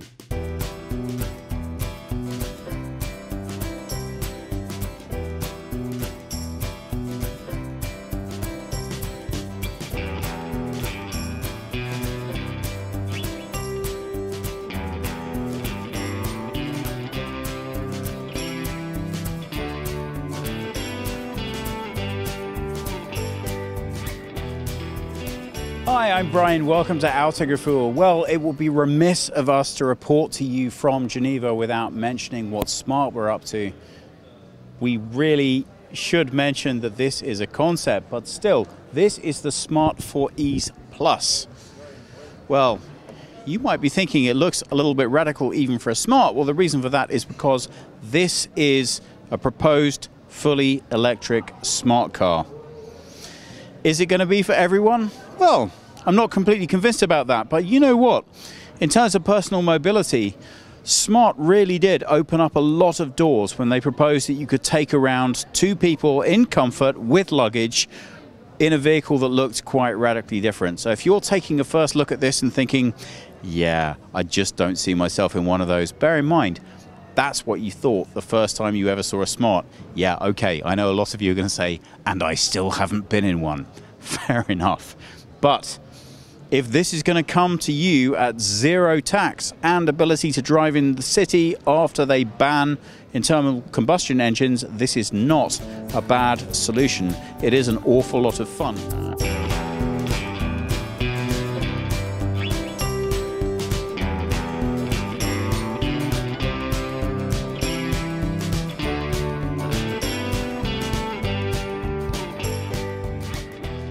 to say, once you sit inside it, it's really quite impressive to see how much Mercedes there still is echoed here. Now, styling is more or less exactly what you would expect from such a vehicle. I like the fact that they've given a bit of a nod to modernity with a different approach to the steering wheel, and after all, that does allow me a straight-through visibility to the dashboard. I really like this integration of the digital display within the analog dial. Again, that reminds me an awful lot of the relaunch of the Mini. This digital display in the center is small, compact, gives you everything you need and nothing you don't. Well, I'm pretty sure you can already imagine that you know what I think of this gearbox. It's not really my taste, but it is very distinctive and very unique. And that feeling is echoed with this temperature dial here. What I really enjoy about this concept is that it has a lot of thought into it about what is new, what is different, what is funky, what is young, what is vibrant. And I'll tell you this much. If I can drive one of these around town without needing to pay outrageous parking charges or worry about in-city driving fees, I might start to concentrate on the interior an awful lot less. And you know what?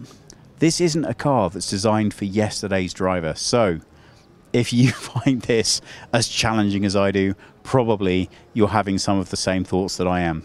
But I like to see things challenged in those ways, and I think it's a really interesting first step.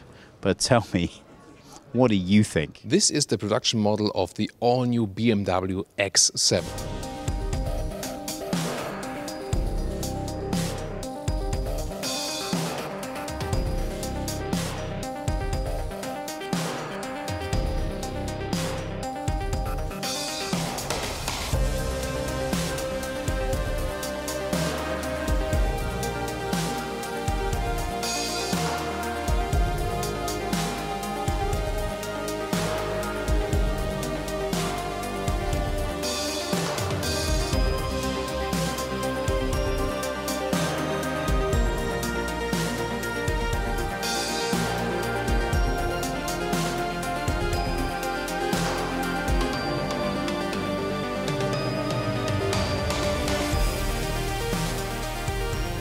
What a super massive front, and it's really upright. I wonder how that went through the safety regulations. It's really flat.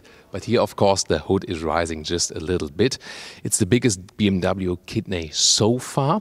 And those slim headlamps, they lead over and form one unit, whereas the new X5 has basically a split then here. So there's a design differentiation. 5 meters 15 or 16 foot 9 is the total length here of the all-new X7. So, you know, about 20 centimeters longer than X5 approximately. And this will be, of course, the third seating row. We'll soon take a look at that.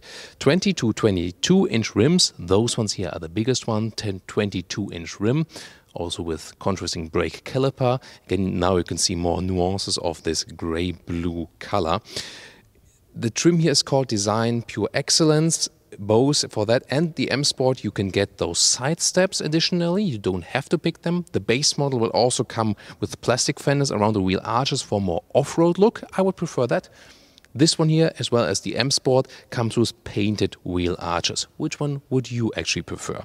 The rest of the side silhouette you can see is more upright to give you more space on the interior. Also standard roof rails right there.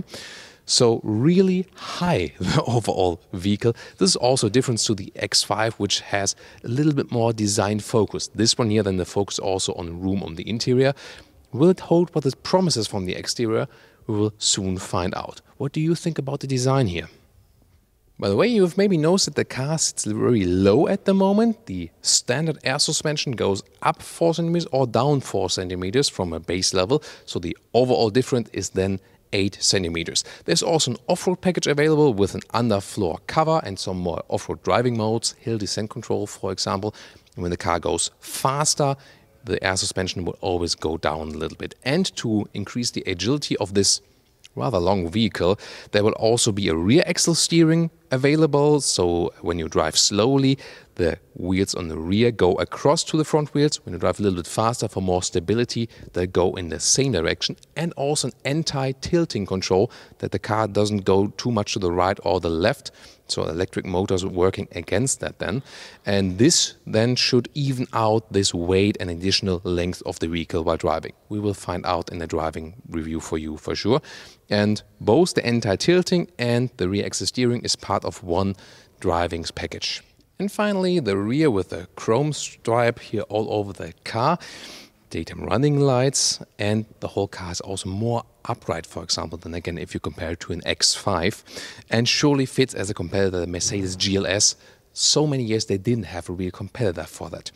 In the lower part, fake exhaust tips. The rear ones are on the inside. They can keep the design language same for all models then, and a matte grey or matte silver lower bumper.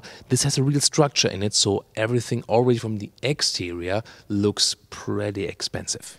Always practical with BMW front hoods that you release them twice from the inside, and then you don't have to search for anything, like it's just open, then you can put them up, also with hydraulic struts. By the way, pre-production model here, and also for the studio we have separated charger here, so this is of course not how it looks like in real. Also the logo will be uncovered, so an exclusive look for you, you know, before everything is super finished. But let me tell you something more about the engines. There will be the diesel engines in 3 horsepower spec, 258 horsepower, 326 or 400 horsepower, the 3-liter 6-cylinder diesel. Or then this one here, the 40i, is the petrol engine. This is a 3-liter 6-cylinder petrol engine with 340 horsepower, probably the best seller worldwide then. No plug-in hybrid plan for the X7, unlike for the X5. And then in the US you can also get the 4.4-liter V8, the big engine, then with 462 horsepower. Let's now take a look at the interior. You can also get the X7 with soft close. Here we go, so the last bit of the door closes itself, so you don't have to hammer them. Interesting luxury feature for sure always. Wide opening doors in the front. Well, not that wide from the angle, but they are very huge. Interesting design-wise, the Hofmeister Knick right here at the inside door handle is a BMW design element that has been introduced a couple of decades ago. Then galvanized buttons here, that they are all, you know, have those metal mix parts on the top part, so you have a nice touch to them. Then ambient lighting you can see here, that goes with a swing, optional Bose built-in sound system. Bigger bottles might fit there, but not too big, at least in the top part. And you can already see from the interior that you sit higher than in a BMW X5, so it's a wide entry right there. If you take a closer look, you can see already some wood elements as decor. You can get here, in this case, also matte wood elements with open cell wood, and then different stylings of those lacquer wood. I would always prefer the open cell matte wood, not available in the 7 Series sedan, but here in the X7. Then those seats, this is a BMW individual equipment with the color. It matches the exterior color, so color-wise a beautiful job. They are sport seats. Those are, you know, sport seats are base seats, and then this one here is the optional comfort seats. So 2 seat forms are available, and most of them are covered with animal skin. There will be some markets which have Sensatec leatherette alternative for a more sustainable choice, but they won't offer that on a wide scale, at least not yet. The steering wheel, this one here is the normal non-M steering wheel. It will also feature seat heating. They can always activate right there at the lower part, just underneath the airbag. And also with those silver controls here, left side, for example, for the cruise control, and the right side for the sound system or for the voice control. Nice detail. Between the doors you can see the stamped X7 logo. And let's take a seat. By the way, the side step is somewhat hindering you when getting in, so I would probably not go for this option. Also for off-road use, not really useful unless you have some off-road situation where the co-driver stands on the outside on the side, but probably won't happen with this vehicle. I'm 1.86 m or 6'1". That leaves some headroom still above my head. The panoramic roof is standard. You can maybe see a small structure in there. That's why there's a laser coming from the side. This is an option, and then the panoramic roof is basically illuminated in the ambient light. Very interesting. You will soon also find some angles where you can see it better on camera. Well, the seating position is indeed super high. The front hood goes way in the front, so it's a massive feeling when sitting in this car, and definitely also a difference to when driving in X5. Well, how it handles, we'll soon find out with the driving review. I can just say so far, well, the seats are of course quite comfortable. However, if you wear a belt here in the lower area, this is maybe, you know, the transition here. I've experienced that better before, how the belt feels then, because the lower area here in the seat is quite voluminous. I think it's good when you don't wear a belt, but if you wear a belt, that's maybe too voluminous at that very side. Then you can also make the seats a little bit longer in the front here, for example. All electrical. They have set the theme that everything is supposed to be electric. Here also, when you control the higher part of the seat, or also here with the lumbar support. Definitely an executive car already in the front. Interior overview, you can see you have a very flat surface all the way over here. Horizontal layout with the ambient light. Very nice in blue. Also different colors available. Then two 12.3 inch, so left and right 12.3 inch screen. This one is a new bigger one with the new BMW software then as well. It's also touch, but you can still control it with the lower knob, so both is actually possible. And this looks also like a really fast hardware now that is behind that map. Soon a little bit more details to that. The temperature is not properly powered here at the moment because we're in the studio. This one is a screen where you see the temperature. You can make it warmer, colder, or then also with the vents. And in the lower part you have another cubby hole with cup holders, the key, and also one USB slot. And you can also heat and cool those cup holders. This lower middle console, this one is an option, this crystal gear lever. It does not feel very well because it's really a little bit, it's not sharp that you would cut yourself, but it's not smooth. So, and it also, together with this one, the special crystal turning knob, this one also, both they reflect in sunlight. We had it with the X5, so I would stick with the standard gear knob and also with the standard turning one here. They come as a package together with this crystal package. They are pretty fancy, that's for sure, but practical are the other ones. Then start stop engine right here, also with the driving modes then, and the hill descent control if you have the off-road package, and you can always control the air suspension, put it a little bit higher or lower. But it also goes automatically according to the speed. Middle armrest with a split opening right there, and you have an inductive charging pad in the front, USB normal in the front, but USB-C here under the armrest and some more storage. Look at the digital displays. Don't wonder, by the way, there's still pre-production software on there. So you'll see an X5. Of course, you will see an X7 in the final version. Left side the speed, and the RPMs go around counterclockwise on the right side. Infotainment up close. As I said, you can still control it with the central knob, but then also just as touch. You have on the left side then, for example, you can also have a voice input for the address. Let's also try it with the temperature.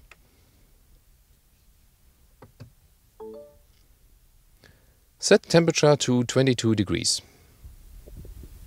I set the temperature in the driver's area on 22 degrees Celsius. Cool, so that works pretty easily. Nice. Telephone can be connected via Bluetooth or with Apple CarPlay wireless. Standard with the old BMWs now, and not Android Auto, because they say Android Auto does not really handle their data well. Apple obviously does, BMW says. And let's open that roof. You see a black cover, all covered with suede, by the way, microfiber, really cool, nice build quality. And you can see some more of this Sky Lounge option. This illumination laser comes from the side and illuminates those structures inside the glass. Very interesting, really cool. Sometimes you can see it better with your own eyes than on camera. And the front part you can also open off this standard glass roof like this, and a little step further. So it goes all the way over the vehicle, but just the opening, the real opening is not that tall, but the glass roof will be very interesting, especially for the rear passengers, that they can look to the sky. And now, what is this car all about? Yes, the rear seats and of course second and third seating row. First of all, here I want to show you we have an electric shade because they want to have X7, so according to the 7 Series, everything of that also has to work electrically.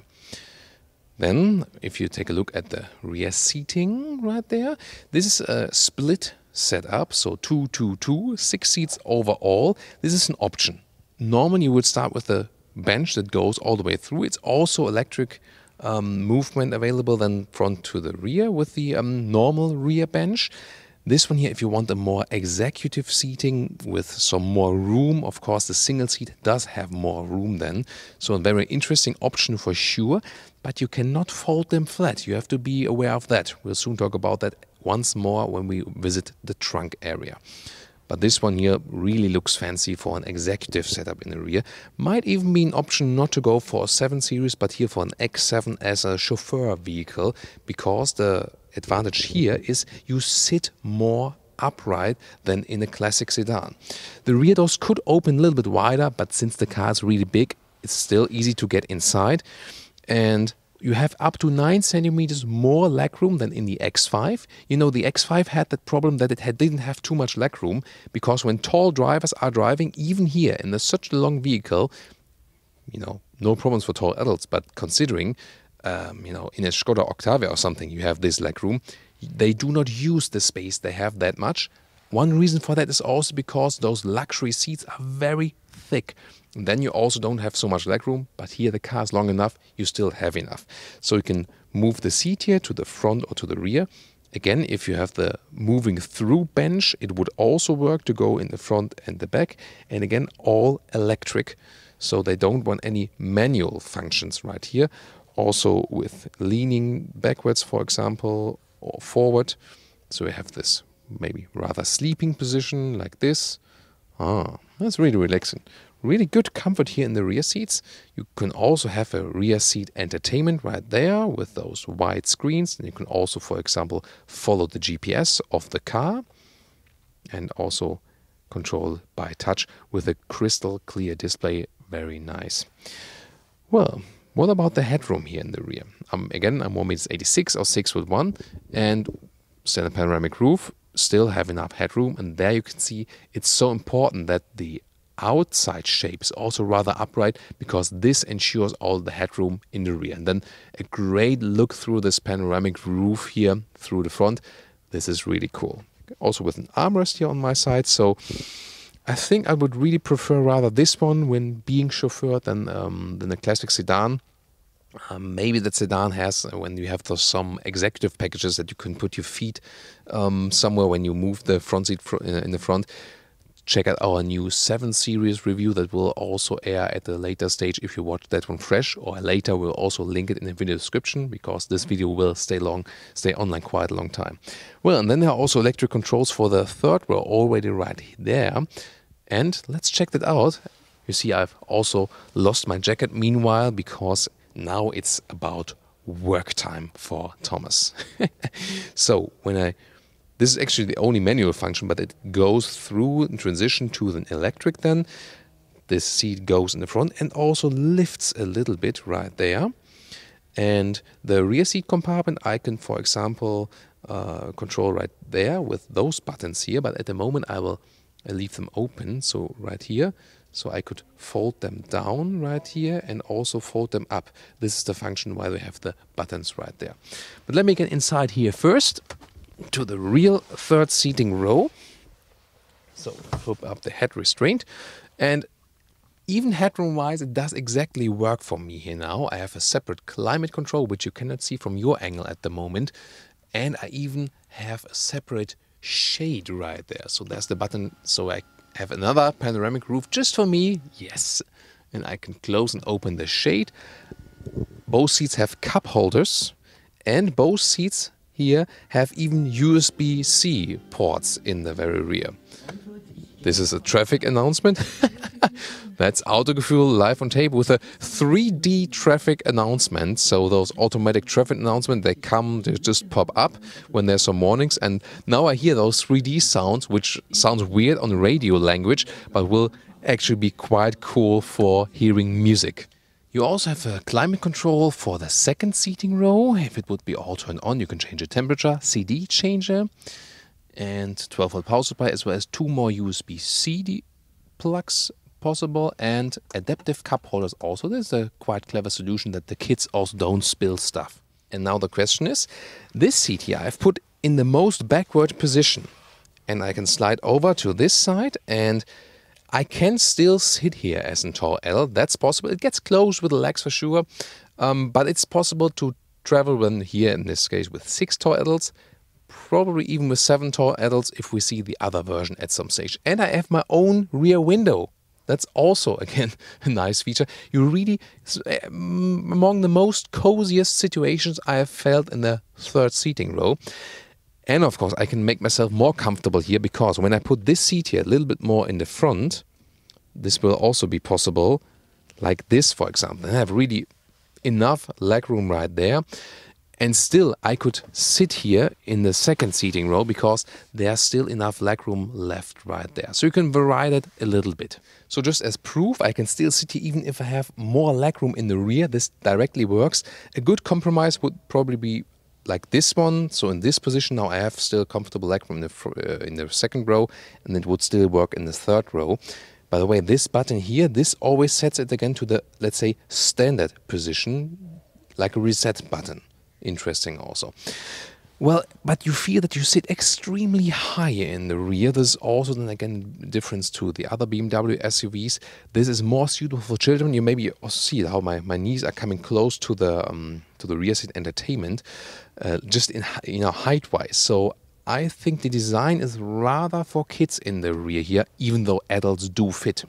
And the last thing I want to show you now from this perspective, just because the mechanism is really interesting again. So when I do this one here once more, I can just to show you it again, and I'll get once more in the rear, and then I'll put the seat backwards. So here we go. Again, this time that way. So, and now I'll put the seat back, and it goes back to the rear and down again. And so that how that will fit with my feet. Let's see. This is okay actually, and now it goes backwards, and as soon as my feet are squished, you see the seat goes a little bit more in the front, and now I can properly sit here, but still someone could sit in front of me, although you have to, adjust it then a little bit, maybe then say, oh, can I maybe like have a little bit more angle or something, and then you can fit also all those people in here. There are 4 ways to open the rear hatch, either inside of the doors at the driver's seat, then with the key pressing, with the foot kick open mechanism. Doesn't work because I don't have the key in my pocket at the moment. And the 4th way is just here, the standard one at the hatch. And only in this way, the split hatch, the lower part, stays where it is to, get things in and out quite fast. All other 3 ways, this lower part here automatically opens then with the top part.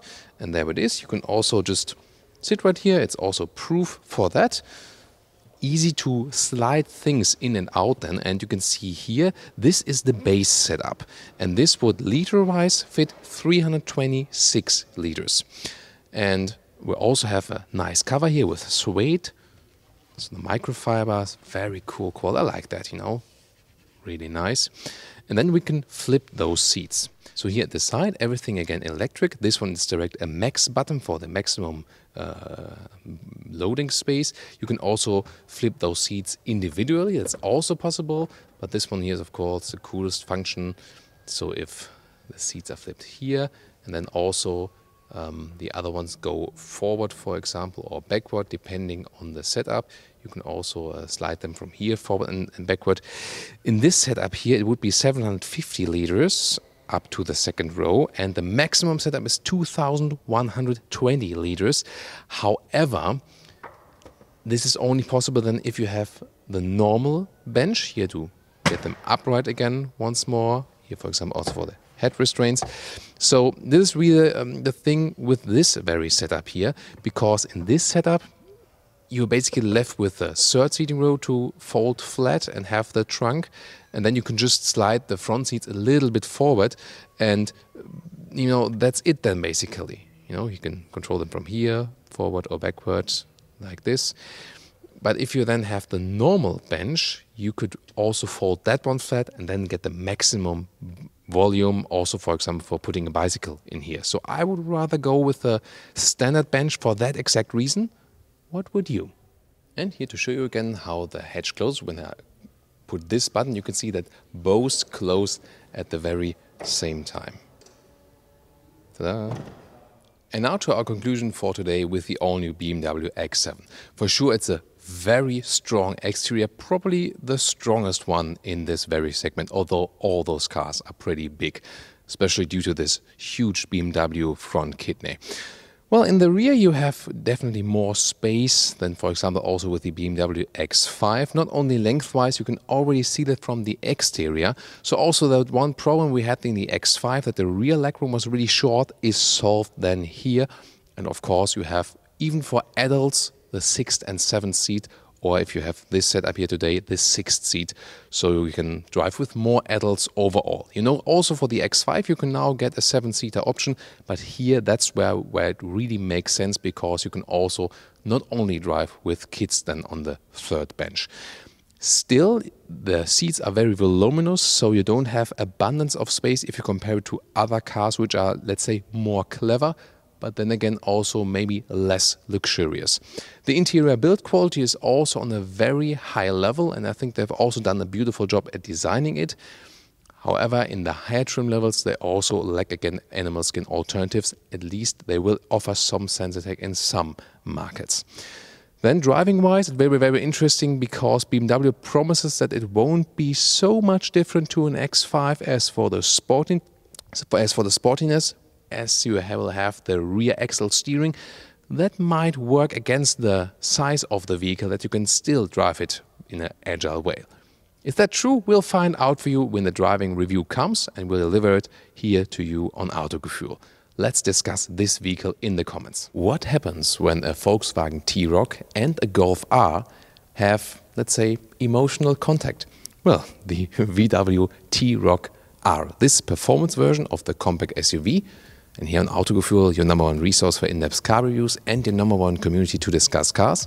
With Thomas, we're going to take you on a tour of the exterior, the interior, and also the technology details, and also the sound. In full HD, full screen, and full length. Let's go.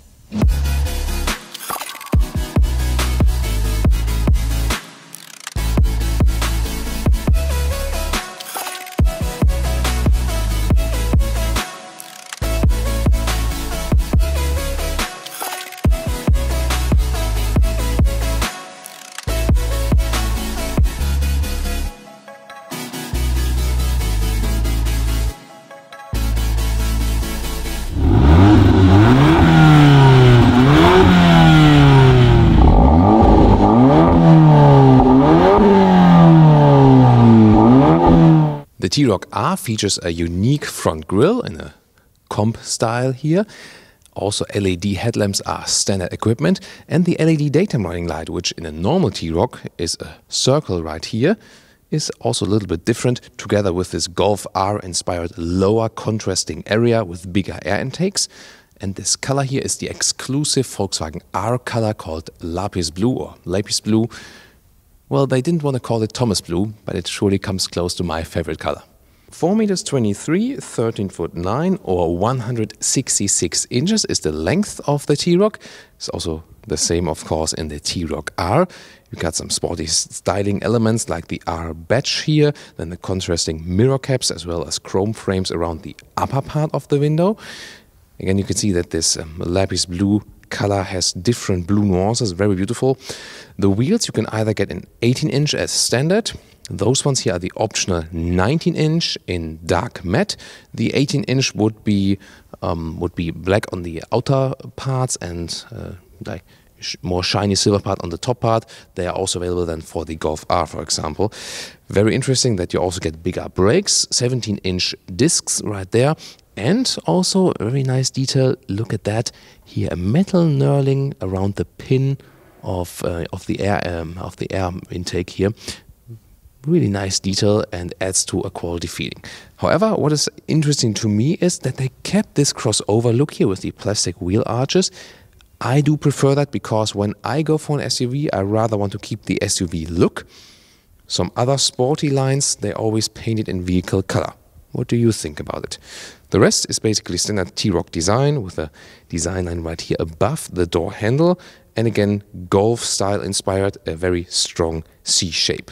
This one, of course, also on the MQB platform that is being used all over the place in the Volkswagen AG. But usually you also get a lot of technology features then when they share the same platform. Next to some other standard colors which are not exclusive, you can also get a contrasting black roof. This one here is just in the same vehicle color, but if you like, you can add some more contrast then with this upper part all in black. The rear has a modern light signature, and the R version also features the sporty badge, as well as a contrasting lower bumper. You can see here this diffuser style. The exhaust, it already is basically a sporty exhaust, but then the one you see here is the optional Akrapovic exhaust. Yeah, for the Golf R, it's almost 4,000 euros extra, so really expensive. Of course, you get more sound. You've already listened to the prototype vehicle we filmed earlier outside to the sound of the T-Roc R. So yes, if you want more sound, you can go for it, but you really have to think about if you want to invest that, that extra price. We'll soon talk also about the total price of this car, which will also be very interesting. The biggest extra price you pay is for this engine. It's a 2-liter TSI turbo petrol engine. And so far the 2-liter TSI was also available, but not in this horsepower spec. This one in here with 300 horsepower, 400 Newton meters of torque, and the expected acceleration figure is 4.9 seconds to 100 kilometers or 62 miles an hour. Together with an all-wheel drive, so it's front plus rear on demand, but of course with so much power, basically on the front axle, the rear axle will somehow always be participating in this acceleration process, because it also makes sense and if you have so much power right there. The acceleration figure comes close to a Golf R. The question is, why is it somehow different? Because the cars are somewhat similar. This one, of course, sits a little bit higher. Weight distribution is maybe a little bit different. Those are, probably factors that play a role in that case.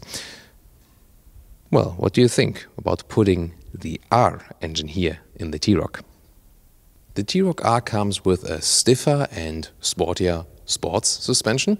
It's a little bit lower, and combined also with this driving mode selector, you can fine-tune, for example, the throttle input and so on. However, it's not adaptive. Optional, you can then get the DCC, that is then the adaptive suspension, also with a sportier trim.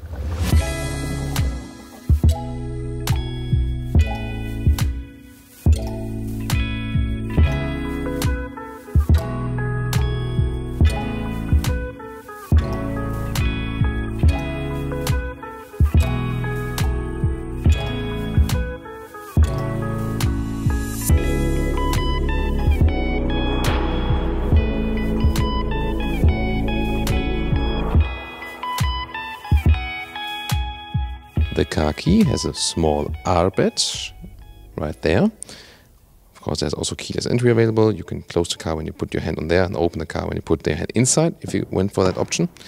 Then, inside of the doors, this is something a lot of people had wished that they used then soft touch material here in the R version, which is way more expensive. But here also in this R version of the T-Roc, you get the hard plastic at the inside of the doors. However, what you get extra is this matte blue insert here. It's also a nice color contrast. Then you have some leatherette armrest and reasonable space also at the inside of the doors, because it's supposed to be also a practical performance SUV. Then this interior has a unique steering wheel with flat bottom taken from the Golf R, also with white contrast stitches on the inside. Then you can see at the dashboard area there's also again this blue beauty inserts together with a digital cockpit. Zoom more details to that. And those unique seats, specially designed for the T-Roc R. You can see they have fabric on the main seating area, have enough room, but then have more shoulder support, for example, together with Alcantara inserts. And they also visually seem to have an integrated head restraint, but that's just when it's in the lowest position. You can also put them up if you're a little bit taller. Then you can see that they are still somewhat separated you know, like this. There you can see it. There we go. But still in a very nice design. And I'll also test the seat quite soon and tell you more about the comfort. Here we go. Of course, the side area is a little bit stiffer when getting in and out. Some leatherette applications on the outside. And it's actually very comfortable. The difference to the Golf is that you sit a little bit more upright in the T-Roc. That would be, you know, the main argument for going for a T-Roc R instead of a Golf R. There's more upright SUV seating position.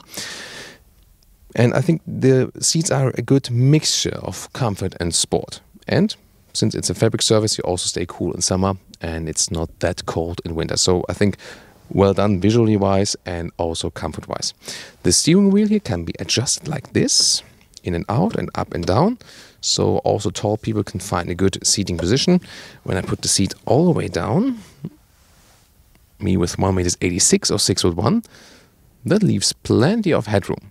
So that would maybe be another argument if you're a little bit taller, since the SUV is also not equipped with a very low roofline. You have more headroom here on the inside than, for example, with the Golf. This is the interior overview. There again you can see this matte blue style. There you can also hear that it is a matte material, and I think it's actually welcome to me as an, you know, difference to all of the high glossy black stuff. We can still find it here though.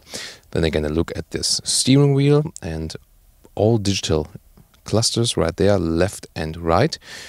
The base infotainment system for a T-Roc would be 6.5. This one is the optional 8-inch screen, but it still features those knobs for volume and also for zooming in the map. I really like that because it's easier to use while driving the vehicle. Other than that, it also reacts to touch and is very responsive. And it's actually quite easy to use. You can always add your phone via Bluetooth or also with Apple CarPlay or Android Auto, so quite intuitive to use. The only thing that is a little bit lacking as for the processor speed is you can only have the map on one screen, so you can change that you have the map in the digital instruments, but then you don't have it on the other screen anymore. That should be a little bit better, I think. The digital instruments are very clear to read, and the advantage is that you're flexible. You can have a map view in there, you know, a little bit bigger. Use the view here, then you can have the map all over the place. That is then better in your, you know, in your field of view as a driver. Or you can also have some audio or telephone information in there, or some, you know, consumption figures and so on. Consumption should be around, if you take it slowly, 7 liters, 1 kilometers, or the 34 mpg US or 41 mpg UK. That's from the Golf R. It should be quite the same, but only if you take it slow. Of course, you want to drive the car something a little bit faster, and then consumption goes up. You can see we have the base climate unit here. Of course, there's also the automatic AC available, where you then see the temperature right there in a small display when you change it. But also when you go for it like this, it works quite well. Then in the lower part, 2 USB ports, also enough room for your smartphone to put it in right there. And this car is always combined with a 7-speed wet clutch DSG.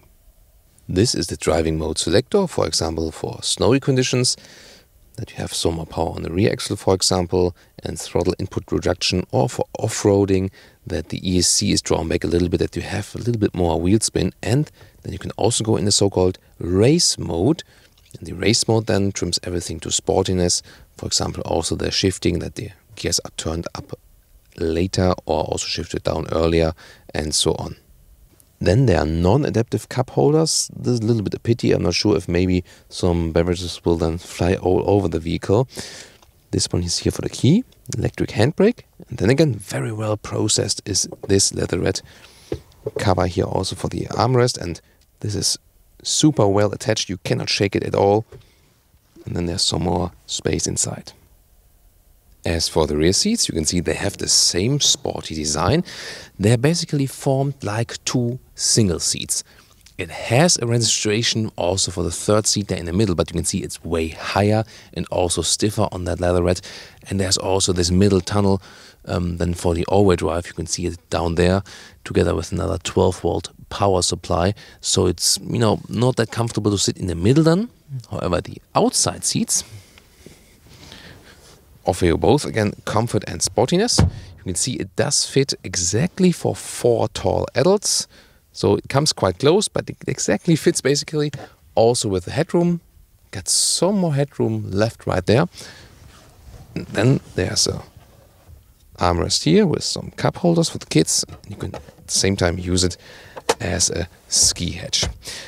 Also Isofix at the 2 outside seats each for applying the child seats.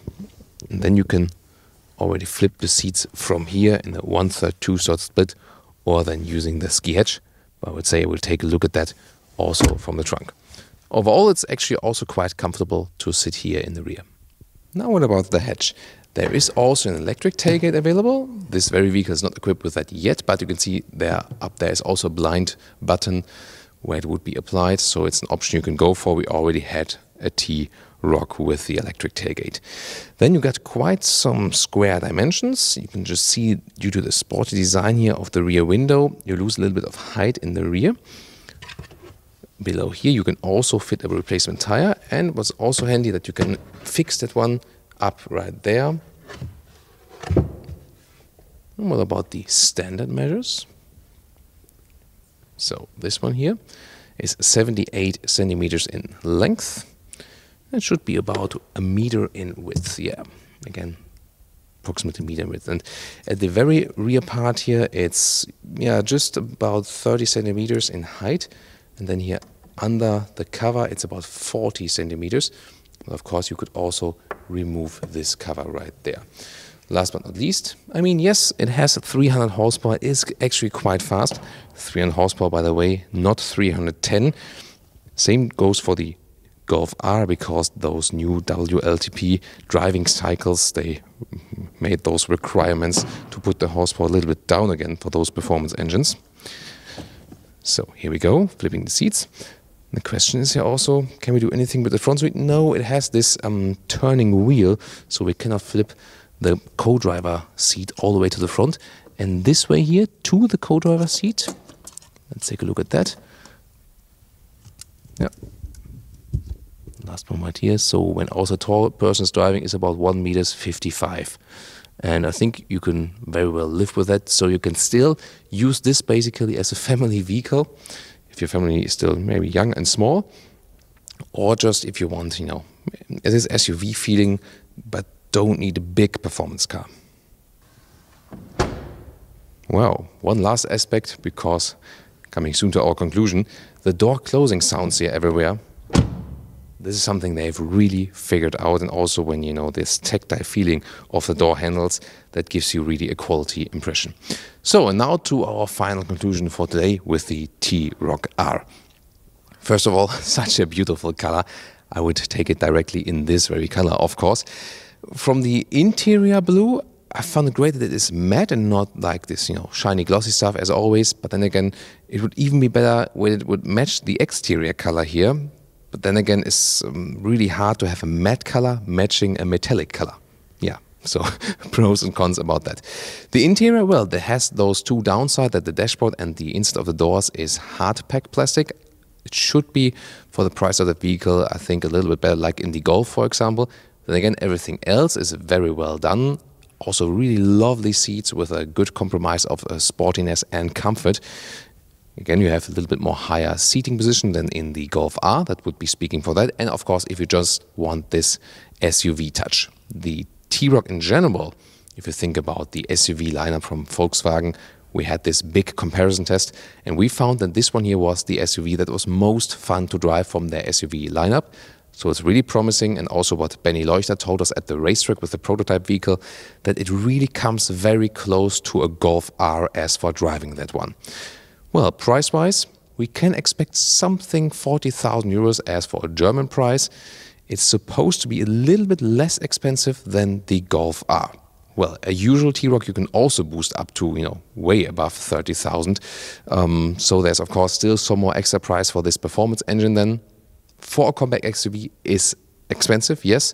But then if you compare it also to other, performance cars, then it's not that expensive anymore. Yeah, you have to make up your mind about that yourself. So, what do you think here about the new Volkswagen T-Roc R. I think a very interesting approach. Why not putting it with the SUV, combining somehow performance and comfort? I think it will work quite well, and of course, even better when we can drive this car very soon. We will keep you updated with this. Thank you so much for tuning in.